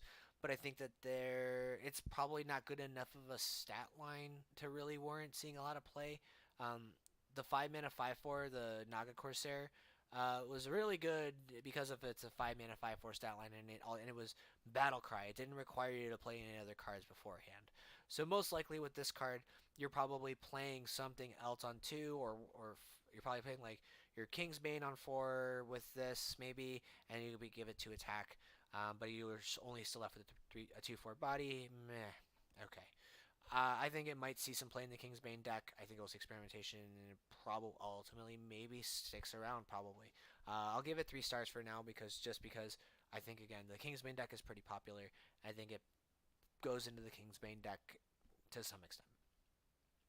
2 mana Pickpocket Echo. Add a random spell from your opponent's class to your hand. I don't think this card sees play at all, in all honesty. Burgle didn't see play, and it was 3 mana, add 2. So for every iteration up the curve, you're paying 6 mana, add 3. And for Burgle, if you played 2 Burgles, you added 4 cards. So this is just strictly worse than Burgle, and Burgle didn't see play, so 1-star card. Mistwraith, 4 mana 3/4. Whenever you play an Echo card, gain +1/+1. I don't think this card sees any play either because I don't think that the Echo mechanic in this set or in this particular class is very good. Unless you're maybe looking at some kind of like weird control rogue type thing where like you're like cheap shotting a bunch of things and killing that. But even still, the most you can like if provided that you play this thing on 4, you can do this twice. If you play this later and you play this like say on 9, you can do this 5 times and then the thing gets huge, which is okay, I suppose. But I just have to expect this thing to get removed off the board before you really get a chance to take advantage of it. So I don't think it's going to see play. 1 star. Cursed Castaway, 6 mana 5/3 pirate, could be relevant. Oh, I guess also Cutthroat Buccaneer's a pirate. I don't know if it's relevant too much anymore. 6 mana 5/3 rush. Death Battle, draw a combo card from your deck. There's some decent combo cards in Rogue. Obviously, it's their mechanics. You could draw like a Size 7 agent or something along those lines. And then also it has Death Rattle and Rush. And this is the combination here that is actually just very, very good. Being able to basically essentially tutor up a combo card from your deck. If you had one particular combo card that you really liked, that you really wanted to play, being able to tutor it up immediately is very good. So I think this card is decent. I think that it could see some play if there's a really, really good combo card out there that sees play, but I don't think that there's enough of them right now that it's really worth it. I think this is going to be a 2-star card. We'll see some experimentation, probably end up being too much mana for not quite enough of an upside, and drawing a particular combo card. So yeah, 2 stars. Welcome everybody again who's hanging out here for the first time. I appreciate it for all these guys who are hanging out for not the first time. Also appreciate you guys coming back. Thank you guys so much. Just doing some Witchwood reviews, but yeah, thanks guys, appreciate it so much. Alright, next card, Spectral Cutlass, 4 mana 2/2 Lifesteal. Whenever you play a card from another class, gain +1 durability. I think this card doesn't see play whatsoever. Again, because again, the steely kind of taking a bunch of cards mechanics is not prevalent enough, and the cards are not good enough to warrant building a deck around it. And on top of that, I mean, it's 4 mana, deal 2 damage a bunch of times. It could be okay, but I don't think that the stealing mechanic is amazing. So, it might see some experimentation, maybe. So I'll give it, but I'm gonna give it a 1-star rating. I don't think it's good enough. 4 mana, deal 3 to a minion. If it kills it, add a coin to your hand. How to evaluate this card? It's very interesting. It does enable combo potential, but 3 damage for 4 is not quite amazing enough. I don't think it may see some play just because it is a piece of removal, and and getting a coin in your hand could be pretty good to help with your tempo. But I don't see a deck that exists right now that really will want to play this. But I will give it 2 stars because it could see some experimentation. Face Collector, 3 mana, 3/2 Echo. Add a random legendary minion to your hand. This card's interesting to me. Very, very interesting to me. I like cards that add random legendaries to your hand, or it has to do a lot with random like legendaries. This card could be interesting in like uh is quest quests. Like you could play this like in a quest deck. You just like play this shadow step, play this shadow step. Like you're just adding this a bunch. Like this could be actually cool in the quest rogue deck. I'm gonna give it 3 stars because I think that it might see some experimentation. It could be fringe, and if quest rogue comes back like odd cost quest rogue or something, or just regular quest rogue, like this card could be nutty. Because you also just get the legendaries to close the game out after you've like dumped your hand on the board, and it fuels your hand with legendary cards, legendary minions. So I think this could be very, very good in that deck. It will be worth experimenting with. Yeah, so 3 stars. Task Greymane, 8 mana, 6/6 battle cry. Replay every other card from another class that you played this game. Targets chosen randomly. Generally, when you're stealing cards from another class, like if you steal enough cards from another class, this thing casts them all in, and generally it's kind of like pretty good. This card's kind of hard to evaluate because I think if the Steely Rogue deck is good and it ends up being played, this card obviously slots in there because the effect is insane. Like the effect is very, very good. So I think based on that alone, I will give it 3 stars because I think that again it will see some experimentation, and if that deck it flourishes, then this card will be very, very good, and then its rating goes up. But I think for now, 3 stars was where I want to sit it. Priest. Priest, Squashling, 2 mana, 2/1 Echo, restore 2 health. It's a repeatable Witch Doctor or Voodoo Doctor. Is that good enough? Not necessarily, I don't think. There is some kind of cheeky combo potential because it does have Echo with something like Alchemy Soul Priest, where you can just machine gun your opponent. But I think that that's kind of like a pipe dream, and I don't think necessarily it's very good. It may see some like cheeky experimentation in some kind of like burn mage maybe, where you're like doing something like Prophet Velen, play Alchemy Soul Priest, and just machine gun your opponent down with this, or and then you have like Mind Blast to finish the game off. So there could be some potential there, but I'm gonna give it 2 stars because it could have some interesting potential. Divine Hem, 2 mana to restore 6 health to all friendly characters. The EV for this card is actually very high. I think you could restoring a lot, like 6 health is a lot to restore. And if you think about it, you're restoring up to 6 health on a potential bunch of minions. So in the event where there's a priest deck where there's a lot of minions, I think this card could see a lot of play. But I think I don't know, that deck doesn't necessarily... I guess, yeah, the Spiteful deck kind of has that. Presuming the Spiteful Summoner deck still kind of sticks around, this card could see some, an okay amount of play. It did lose a lot of the health buff stuff, so maybe not. I'll give it 2 stars for now. Quartz Elemental, 5 mana, 5/8, can't attack while it's damaged. I think this card's actually very interesting. It could be very, very good, and I think that the downside of can't attack while it's damaged isn't really a downside, because in all reality, if it's damaged, your opponent spent resources and spent cards to damage it, right? If they damaged it so far out that you can't heal it back up to full on the next turn, that means they spent probably a decent amount of resources, at least 2 cards, most likely to do that. I think that if anything, that it's a and then in the event you're able to heal it back up, then it's a 5 mana 5/8 they can attack, which is pretty decent stat line. I think that I don't know exactly where it fits. It may fit somewhere in like maybe in the Spiteful Summoner deck because the Spiteful Summoner deck lost some cards. So maybe they're looking for some replacements. So this could be in that deck. I'm gonna give it a 3-star rating because I think just inherently the card is pretty good, and it also has potential upside to be played in some decks. Holy Water, 5 mana. Deal 4 damage to a minion. If it kills it, add a copy of it to your hand. Could be interesting. Steely Priest used to be a deck, but it was a very different kind of Steely Priest.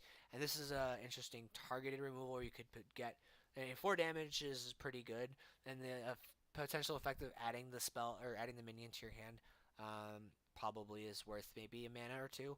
I think this is interesting. It could see some play in some variation of Priest here. Not Spiteful, maybe some kind of like control variant that's okay. I think I could see seeing play. I'm gonna give it 3 stars. All right, Coffin Crasher, 6 mana, 6/5. Death Rattle. Summon a Death Rattle minion from your hand. It's very slow. I don't think it's very good. I don't think there's enough really worthwhile Death Rattle minions that make it worthwhile, especially now considering the Zoth is not in play and bringing back Death Rattles, you can't do it so much anymore. I don't think it's very good. The stat line's meh. It's kind of iffy. It's not amazing. I'm going to give it 1 star. Nightscale Matriarch, 7 mana, 4/9. Whenever a friendly minion is healed, summon a 3/3 Whelp. This card could slot straight into the Lady in White deck. Could be really good. You so 7 mana 9/9. You have to consider now, is that really good? 7 mana 9/9 is a little slow. The stat line's okay, and you could be trading into the board and then healing up and getting whelps and stuff like that, which could be good. It's potential. It has potential, I think. I think it might be slotted into the Lady in White deck when initially it launches for people who are going to try it. It could be very good in other instances too, with some of the other Dragon synergies that could be out there. So I'm going to give it 3 stars because it could potentially see some experimentation and it has some good synergies there as well. And there is a deck that it could go right into right away. Vivid Nightmare, 3 mana. Choose a friendly minion. Summon a 1/1 copy of it with 1 health remaining. So for something like this, you want to do something on like a Death Battle minion where you want it to die again, or something that has an end of turn effect, or something like a Nightscale Matriarch where you can heal it back up again and give it, get another whelp. I think it's just too slow though. I think the effect is not fast enough. I guess also too. I guess technically too. In the big priest type deck, you choose a friendly minion. So you have your like, or maybe in the Lady in White deck, maybe even Lady in White deck, you're probably playing Obsidian Statue, and you just like pick your Obsidian Statue and you summon another Obsidian Statue as another removal spell. Maybe could be okay. Might see some play. Definitely experimented with though. I think early on, but probably falls off. So I'm gonna give it 2 stars. Glitter Moth, 5 mana 4/4 Battlecry. If your deck only consists of odd cards, double the health of all of your other minions. Assumingly this is all of your minions that are in play. I don't think this is good enough. I don't think the effect is good enough here. Yeah, I don't think the effect's good enough. I think that the stat line is not great, and the effect is just kind of, it's very restrictive. So I don't think it's good enough. I don't think it's going to see play. I think this is a 1-star card. Chameleos, 1 mana 1/1. Each turn that this is in your hand, transform it into a card your opponent is holding. So this is just information, and I think this card's very, very interesting. It sits along the same lines as Shifter Xeris, and like the scroll, the random scroll for Mage, but it's better in that that those cards gave you random spells and random minions. Arguably, completely random minions. But Chameleos gives you a card that your opponent's holding, and again, the similar thing with Rogue. if you're getting a card from your opponent's deck or from their hand, it's generally going to be better because you expect them to be playing good cards. So this is a 1 mana, so this is basically a full-on scout of what your opponent has in their hand. And it could be very, very good. I think in the control priest type decks, I mean, it's only cost 1 mana, so it could slot in pretty much anywhere. And it is a minion, so it could slide into a Spiteful deck, it could slide into a control priest deck. Either way, I think the card is very, very good. And I think this is kind of exactly the things that that the game kind of needs. It needs something where you are able to get a little bit more interesting ways of gathering information on what your opponent's playing. I think this card's great. I'm going to give it 5 stars. And Lady in White, the whole last legendary for the priest, 6 mana, 5/5, cast Inner Fire on every minion in your deck. So you set their attack equal to their health. You build your deck around Lady in White, and you hopefully try to make play minions that are very good, regardless whether you get Lady in White or not. Is that a possibility?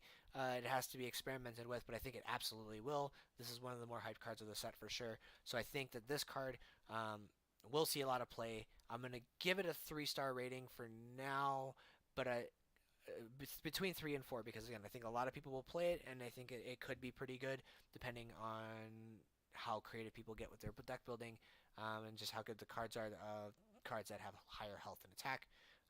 So I think a lot of people will play it, and it could end up falling out. It could be very, very good. So between 3 and 4 stars for this guy. Paladin. All right, we're almost done. We're almost done here, guys. So thank you guys again for whoever's hanging around, sticking around here. Thank you guys. I super appreciate you guys doing so. You guys are awesome. Alright, so Paladin, sound the bells, 2 mana, echo, give your minion +1/+2. Other buff spells that gave your minions +1/+2 did not see play. This arguably, though, has some potential synergy with Linessa's Sunspeaker, I think, or is her name? Whatever the chick is that, when you cast her, you get all the friendly buffs on her. So, like, you just echo this on a bunch of minions, and then you play her, and then this thing just buffs her a ton. I don't think that deck's very good, and I don't think that deck's going to see play. It may be experimented with very, very fringely, but I'm still going to give it 1 star. I don't think it's very good. Rebuke. Enemy spells cost 5 more next turn. Now, this is a very interesting card because this is Lotheb without the stick. This is Lotheb without the 5/5. So this is basically a Blizzard saying that Lotheb was a 3 mana 5/5 with Rebuke, which is kind of insane. This card is not as good as Lotheb because it doesn't have the 5/5, but it slots kind of into the aggro paladin where like you're using this to kind of push through on, like you play this on the turn before their board wipes, or their break spell turns, and then you just go face and you trade your board, you go face. They can't cast a spell to do anything about it, and then you just take the tempo swing of basically a whole turn in your favor, and you generally will win the game. For the most part, I think it slots in as a one-of in the aggro deck, or aggro mid-rangey deck, and I do have a deck that has this in mind, has one of them in there. We'll see that in a little bit here. So, but I think this card's sweet. I think this card will see some play, but only in very fringe or specific decks, so I will give it 3 stars for now. Ghostly Charger, 5 mana, 3/4, Divine Shield Rush. Stat line is terrible. It's pretty bad. Divine Shield and Rush is decent though in the more like control-y kind of control-y paladin type decks, and if that exists, maybe this is okay. If it is able to remove a body off the board, and 4 health is generally okay on 5. Like for the most part, you're able to kind of remove their bigger threat, and they probably have like a smaller threat left around. So this might stick around. I think this probably sees some experimentation. I'll give it 2 stars. Paragon of Light, 3 mana, 2/5. Whenever this minion, while this minion has 3 or more attack, it has Taunt and Lifesteal. So the thing is that it's kind of hard to give this thing +3 attack. So like you could sound the bells on this thing. There's the synergy. It basically becomes 5 mana, 3/7 Taunt and Lifesteal. Is a 5 mana 3/7 Taunt and Lifesteal good enough to play on its own? Probably not. It's a little slow for 5 mana. I think you probably want a little more attack maybe. But it's a defensive card. It's a very defensive card. So like if you're playing kind of like some like tempo-y, like control-y-esque type paladin, maybe this card sees play with something. It also could be a way to kind of like stall out if the meta is super aggro. You play this guy with your Direwolf Alpha, and it becomes a 3 mana 2/5 taunt or 3/5 taunt lifesteal. Could be good. I don't know. Might see experimentation, but I'm gonna give it 2 stars. Bellringer Sentry, 4 mana, 3/4. Mephi stuff stat line, like an okay stat line. Battle Cry and Death Rattle put a secret from your deck into the battlefield, so it's kind of the like half measure of uh, Mad Scientist and Mysterious Challenger. And I think this card is going to see a lot of play. On 4, there is a decent amount of cards on 4 that you want to be playing as Paladin, namely Recruit or Call to Arms, and you could play things like Kings or something, or Consecration, depending on how the meta shapes up. But this guy is definitely going to be one of those ones you want to play on 4. You get your at least your 1 secret, and then you probably get your get down or something like that, and then it dies, and then you get another thing, another secret out of there. So it's basically you get 6 mana's worth of value for 4 mana, so it's pretty good. I think this card's amazing. I'm going to be playing this card for sure. I think this card is actually insane. Knowing how good Mysterious Challenger was, I think this card's pretty darn good. Assumedly, you're going to draw a couple secrets in the opening, and it's not so terrible because this thing doesn't give you all your secrets. It gives you only 2 of them. So assumedly, you draw a couple of secrets in the early game. You play this guy, and you get another one. He dies, and you get another one. And then you're pretty much probably out of secrets at that point. But either way, I still think this card is amazing. I think you ultimately are going to want to play 6 secrets in that deck. But great card, 5 stars. Silver Sword, 8 mana, 3/4. After your hero attacks, give your minions +1/+1. This is a card that if you're playing a tempo-y kind of board control type paladin deck, where you're just trading the board a ton, and you're trading the board a ton, and you have a bunch of minions, sticky minions left around. This card becomes a lot better, but it might be hard to do that. The Dude Paladin deck might be good. This might be good enough for the Dude Paladin deck if it's still around. But we'll see. It'll see experimentation for sure. I'm going to give it 2 stars for now because I don't know exactly. It's a very, very costly weapon. It doesn't give you guys like Vine Cleaver does. Vine Cleaver you don't need to have a board and it does its thing. This you kind of need to have a board for it to do its thing. So again, 2 stars. Hidden Wisdom. 1 mana, secret. After your opponent plays 3 cards in a turn, draw 2 cards. This is a secret that might see play if an aggro deck is more prevalent in the format. I don't know exactly how that will be, considering I think that Q-Block is still going to be the best deck in the format and the most prevalent deck in the format. So this is probably just a one-off inclusion in a secret Paladin deck, just as a hedge. You might proc it and draw 2, and it might be okay. But again, I think it's a very fringe like hedge type card. I'm gonna give it 3 stars because I think it does fit into one of the better decks in the format that are going to come out of this expansion, at least as a one of, and it could be seen play depending on what the meta shapes up to be. Cathedral Gargoyle, 2 mana, 2/2 battle cry. If you're holding a dragon, gain taunt and divine shield. Depending on how, I don't think the dragon synergies for Paladin are super huge. I don't think this card sees a lot of play either way. 2 mana, 2/2 divine shield taunts. The fact of the matter is that the Righteous Protector is a 1/1 with divine shield and taunt, but it has no restriction on having to have a dragon in your hand. So the fact that this has that restriction, it's kind of meh.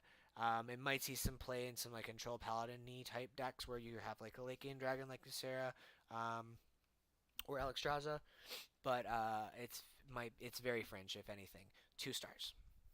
Glass Knight, 4 mana, 4/3 divine shield. Whenever you restore health, gain divine shield.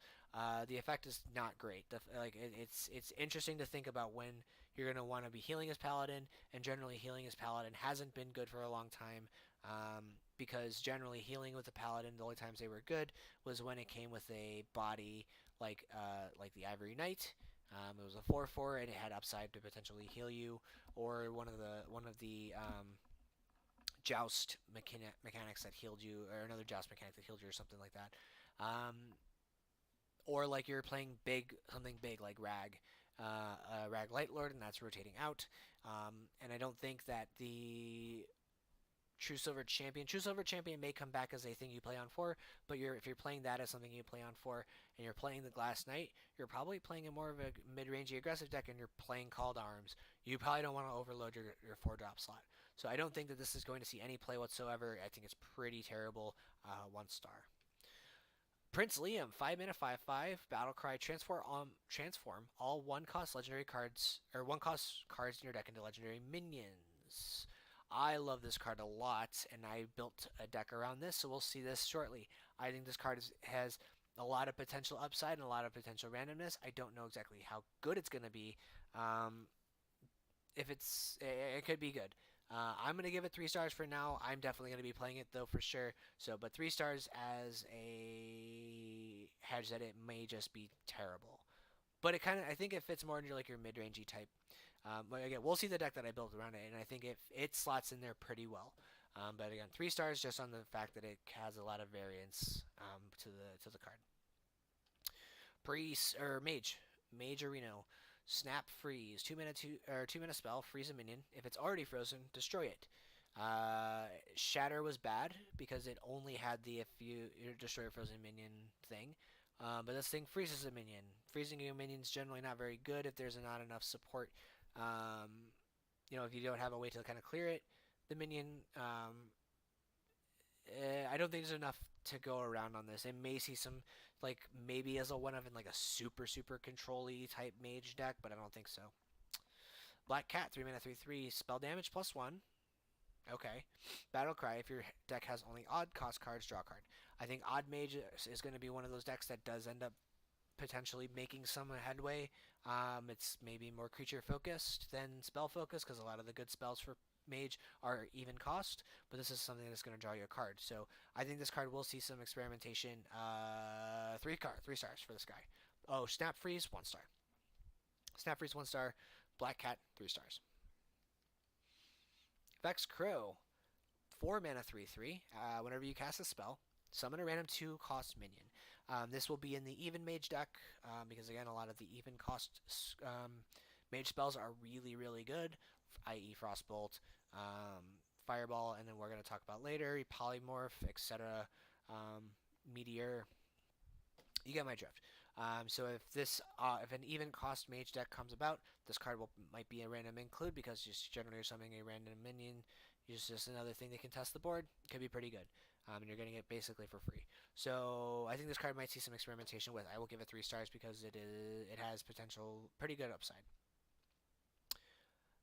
Cinderstorm, 3 mana, deal 5, split amongst all enemies. The Arcane Missile doesn't see play. This thing is also pretty bad. 1 star. Curio Collector, 5 mana, 4/4. Whenever you draw a card, gain +1/+1. It feels like the Daring Reporter. How often you're going to be drawing cards with Mage? I mean, it's an odd cost card. So is Arcane Intellect. So is Black Cat. Maybe it sees some play. I don't expect it to see very much. It's not enough stats and effect for the mana. I think there are better things to do on 5. So 1 star for the Curio Collector. But speaking of better things to do on 5, Bonfire Elemental. Bonfire Elemental is a 5 mana 5/5. If you played an Elemental last turn, draw a card. I think that's exactly where you want to be on 5. Drawing cards. There's great elementals in the odd cost slots, i.e. Tar Creeper and Igneous Infernal or whatever the thing is. The 3 mana 2/3 that gives you 2 1/1s. You have Flame, Firefly, and you have this guy, and you have Servant of Calamos. Like, you have a bunch of really good things on odd cost for elementals. So that could be a thing that you look for. I think this card's great. I think it's well statted and a good effect. I think this will see play in elemental decks and every elemental mage deck, and I think that it has enough synergy now and enough support that it will be a deck that is good and played. 4 stars.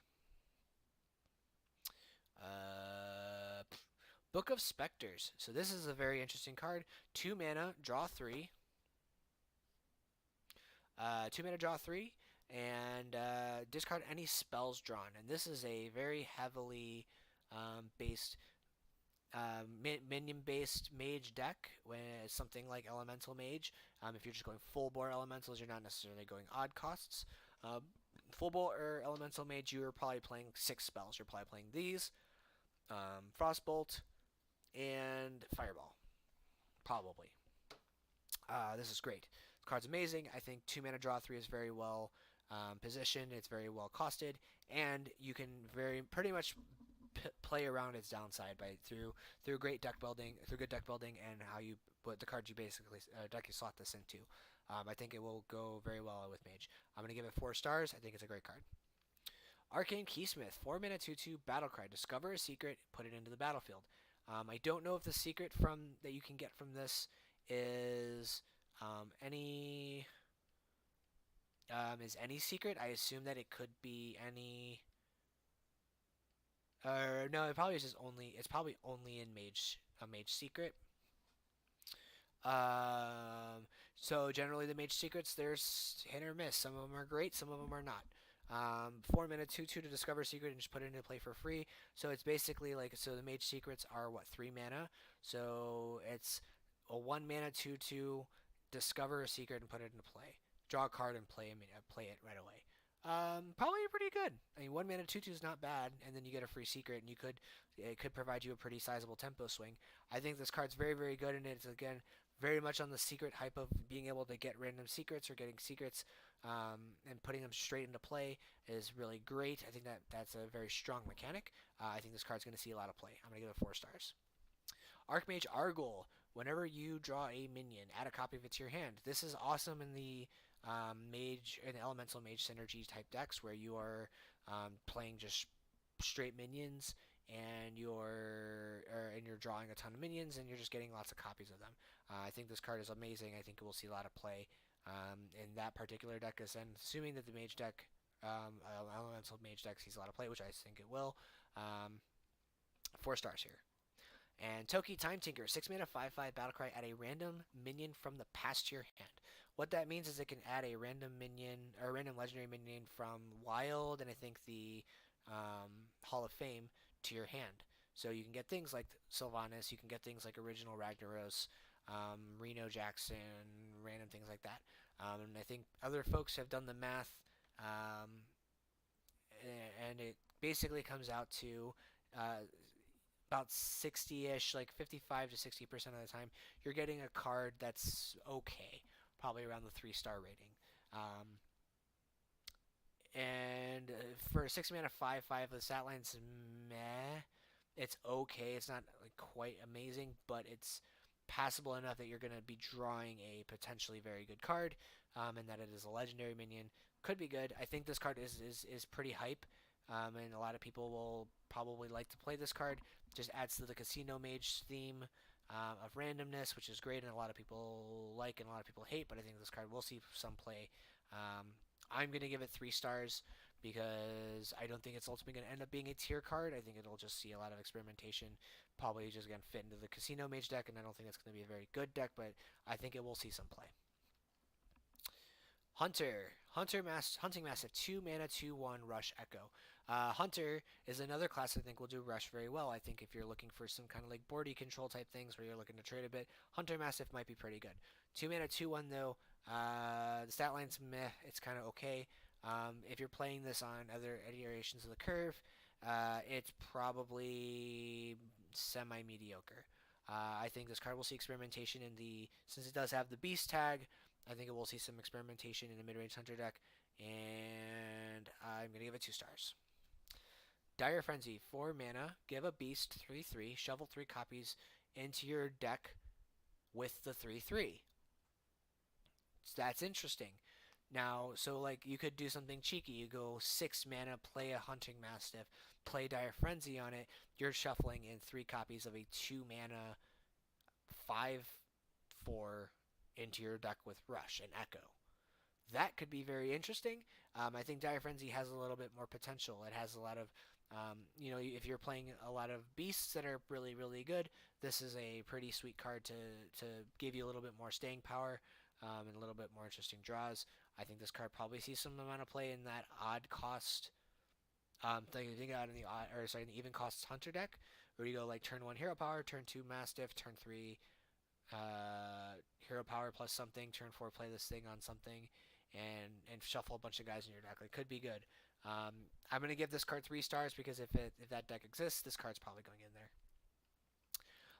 Vilebrood Skitter, 5 mana, 1/3, poisonous with rush. This is a 5 mana removal spell. It's basically assassinate on a stick, but it could potentially survive if it. So it could be potentially 2 assassinates on for 5 mana.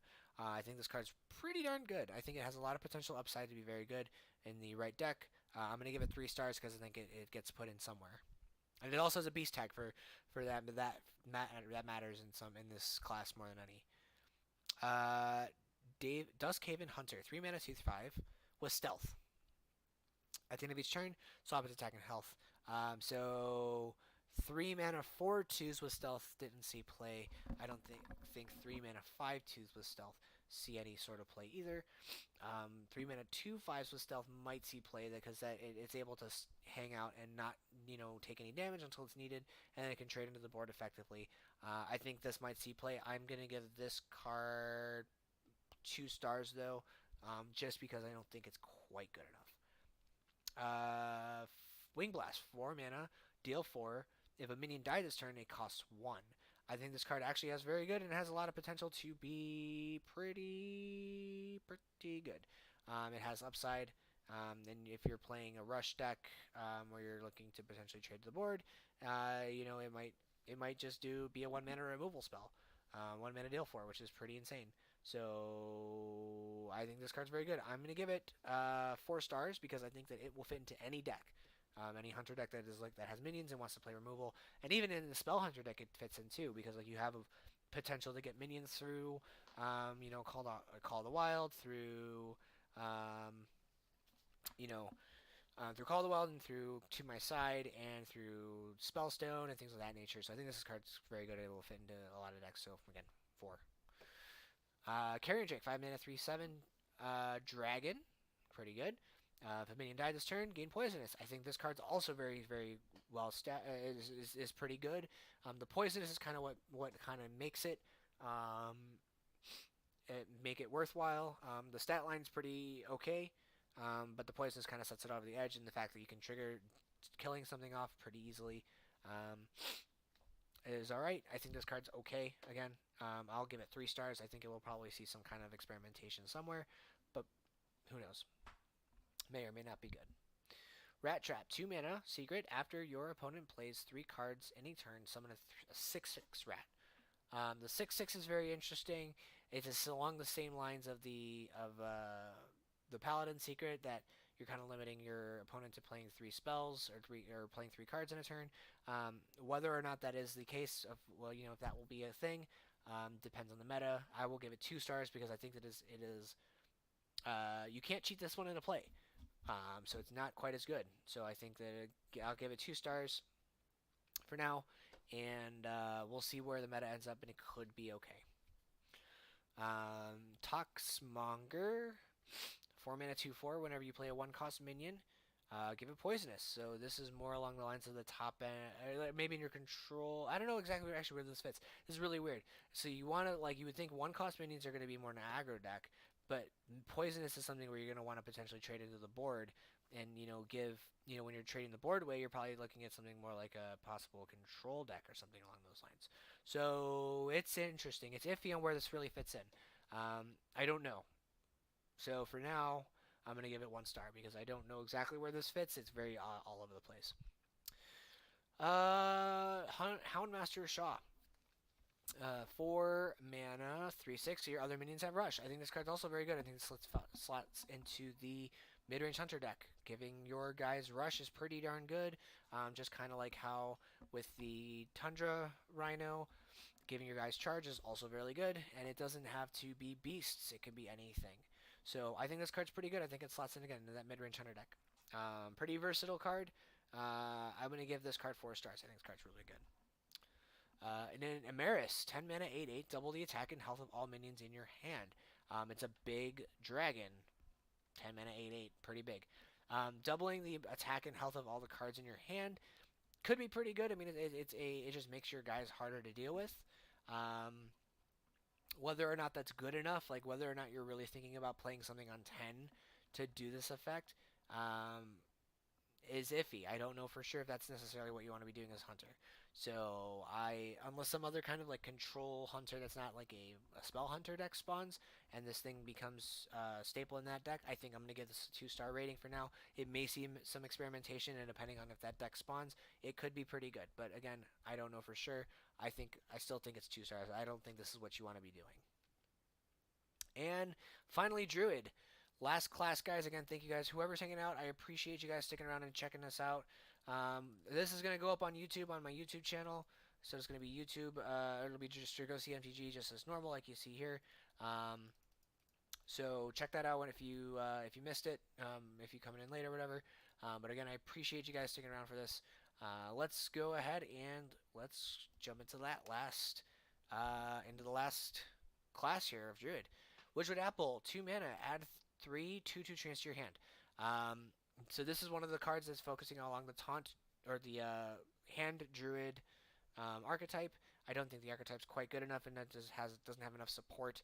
I don't think this card's very good. Probably gonna give it 1 star.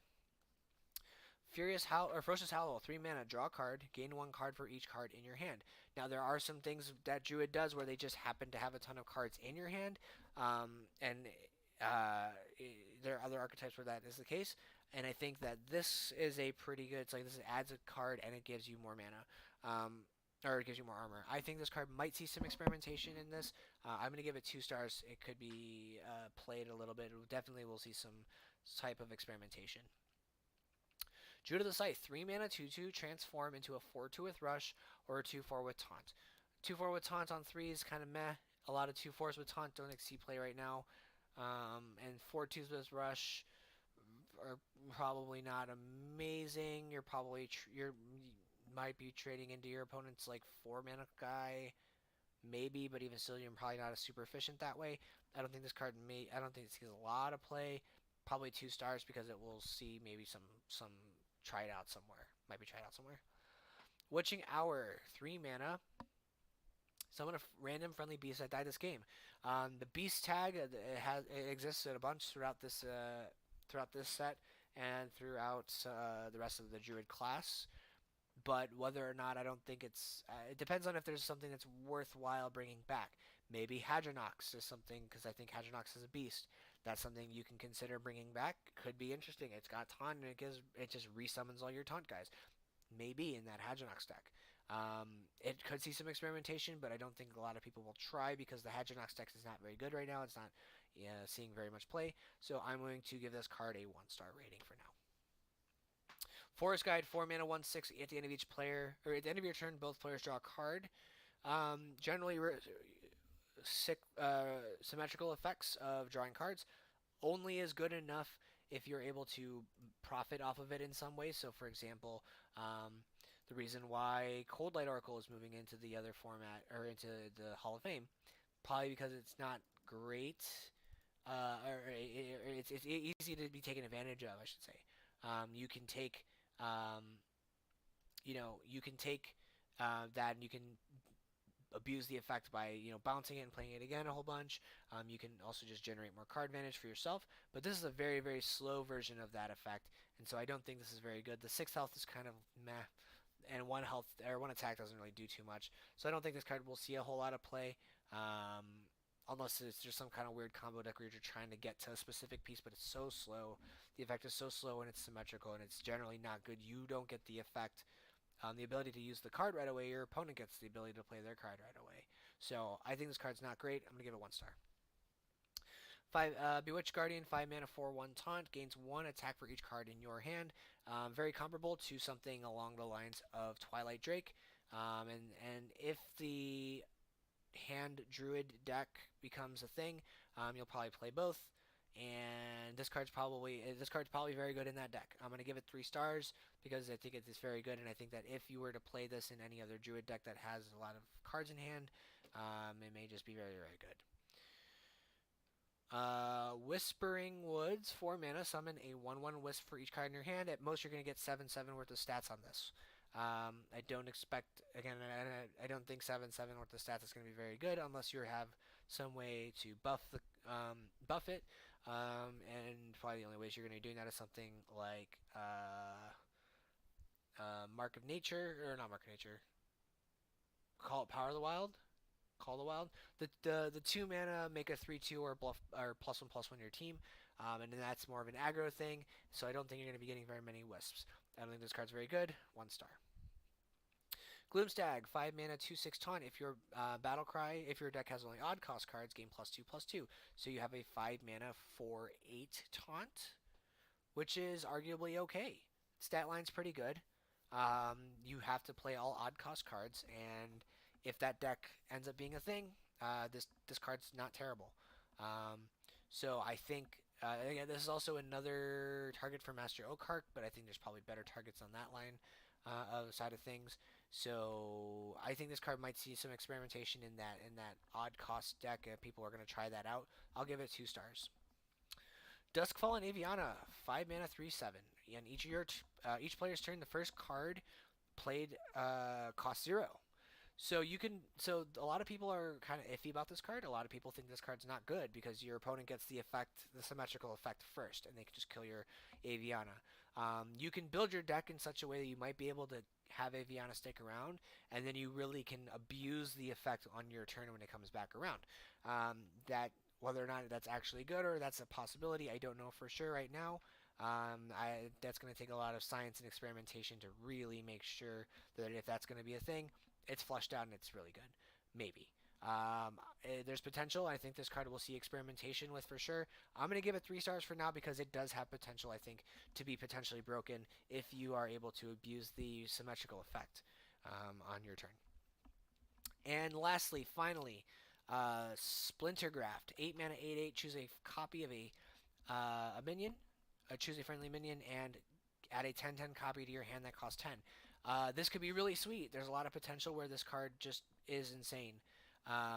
Getting something like a boar where it has charge, that's for a 1/1, could be really, really good.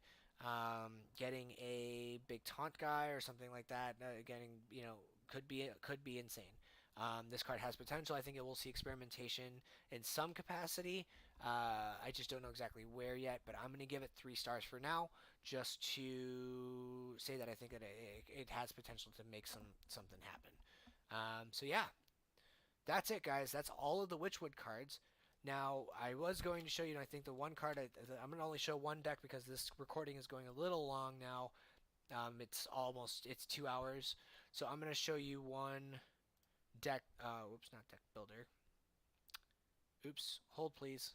Allow me to sign in to, sorry, I still have MTG Arena up in the back. Allow me to sign in real fast. Log in with Twitch. Yeah, there we go. Alright. Let's pull it back. Alright, so here we go. My decks. My decks. Here we go. So the deck that I think I'm pretty much the most excited about is the Paladin deck. And so we'll look at that one here. So this is Witchwood Liam Paladin. So we're playing a bunch of 1-cost cards in the deck.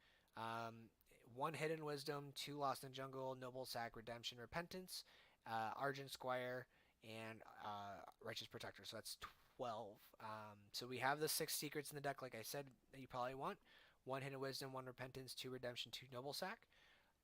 And then you have early game stuff with Righteous Protector, Lost in Jungle, and Argent Squire. On 2, we play the 1 Rebuke, we play Knife Juggler, and Vicious Scalebane, and Hydrologist.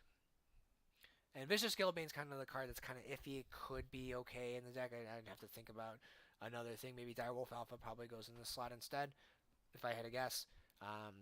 And then our 3 drops are Identified Maul because it's just a good it's a good weapon to have, and Tar Creeper. On 4, Bellringer Sentry to get our secrets out of our deck, and Call to Arms to pull out a couple of 1-cost or 2-cost guys. On 5, Dollmaster Dorian and Prince Liam. So Liam's going to turn all of our 1-cost things into our 1-cost things into legendaries, and arguably, hopefully, we have a good amount of them left, and then Dollmaster Dorian is just for when we draw our legendaries. They summon 1/1 copies of them, so they could end up just being insanely good legendaries. So it's just kind of a meme card. I don't think this is ultimately going to be where this fits, but it's just kind of a cheeky little thing I like to put in there. I don't know if it's going to be good. And then Sunkeeper Term at the end to close it out because it's just getting a bunch of 3/3s is pretty good combination with this Dollmaster Dorian, and yeah. So that's this deck. This deck could be really sweet. I'm gonna probably be building this thing right out the gate tomorrow or on Thursday and trying it out.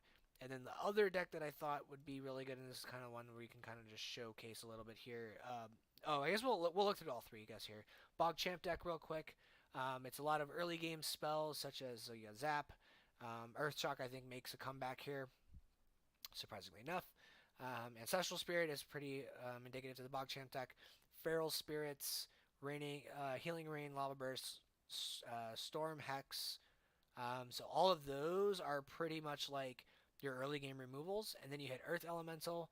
Thrall Deathseer might be pretty good, especially with Dollmaster Dorian, where you're summoning a bunch of 1/1 copies of high cost guys, and then you Thrall Deathseer them, and then turn them big. Volcano's more removal. Fire Elemental's more removal. Bog Shaper, Hagatha, Mossy Horror, again, I think is pretty good in terms of just taking out the aggro decks, more removal. And then Furious Etin, again, just as to be the other Bog guy, the big Taunter dude. And then lastly, the Elemental Mage that I made as well. Pretty straightforward. I mean, the curve looks good here. It looks like a decent mid-range curve. Fireflies and Glacial Shards, Argul, Book of Specters again, Frostbolt, Pyros on 2, all really solid 2 slots. On 3 comes back down as Igneous Elemental, the Nightmare Amalgam again because he is an Elemental, and Tar Creeper. On 4 coming back up here, Arcane Keysmith because I think the card's just very strong. Fireball and Water Elemental, just more Elementals. On 5, Servant of Calamos and Bonfire Elemental. On 6, Aluneth. 7, Blaze Caller. You still got Blaze Caller. And on 7, Frostlich Jaina. And I think that's pretty much that's the really solid elemental deck. It's all creatures, so you get to draw 3 with Book of Specters, and it ends up being insane. Rarely are discarding any actual spells. This is not a spell, right? Or maybe I don't know if this constitutes as a spell. But it's not. I don't think it constitutes a spell. It's a weapon, so you don't discard this. The only other thing I had in here earlier was I did have a Toki Time Tinker, but I think Aluneth is just better. As much as I love Toki Time Tinker, but yeah. So there you go, guys. That is the review of the Witchwood, all the cards. Thank you guys so much for hanging around here. We're going to call the stream here for the evening, but thank you guys so much for sticking around Thursday. Make sure you guys come back. 7:30, we're going to be busting packs open, doing some brewing and stuff, and playing some games with my friend, again, 7:30 Central Time. Go ahead and follow me on Twitter, DrewGrossi27, and my Facebook page, DrewGrossi MTG. Go ahead and give that a like as well. Should be in the description below, in the panels below, in the About Me one, so go ahead and follow that. And yeah, we'll see you guys on Thursday. Thank you everybody again for sticking around. Thank you guys for whoever followed today. I appreciate it a lot as well. And yeah, have a good night, everyone. We'll see you on Thursday.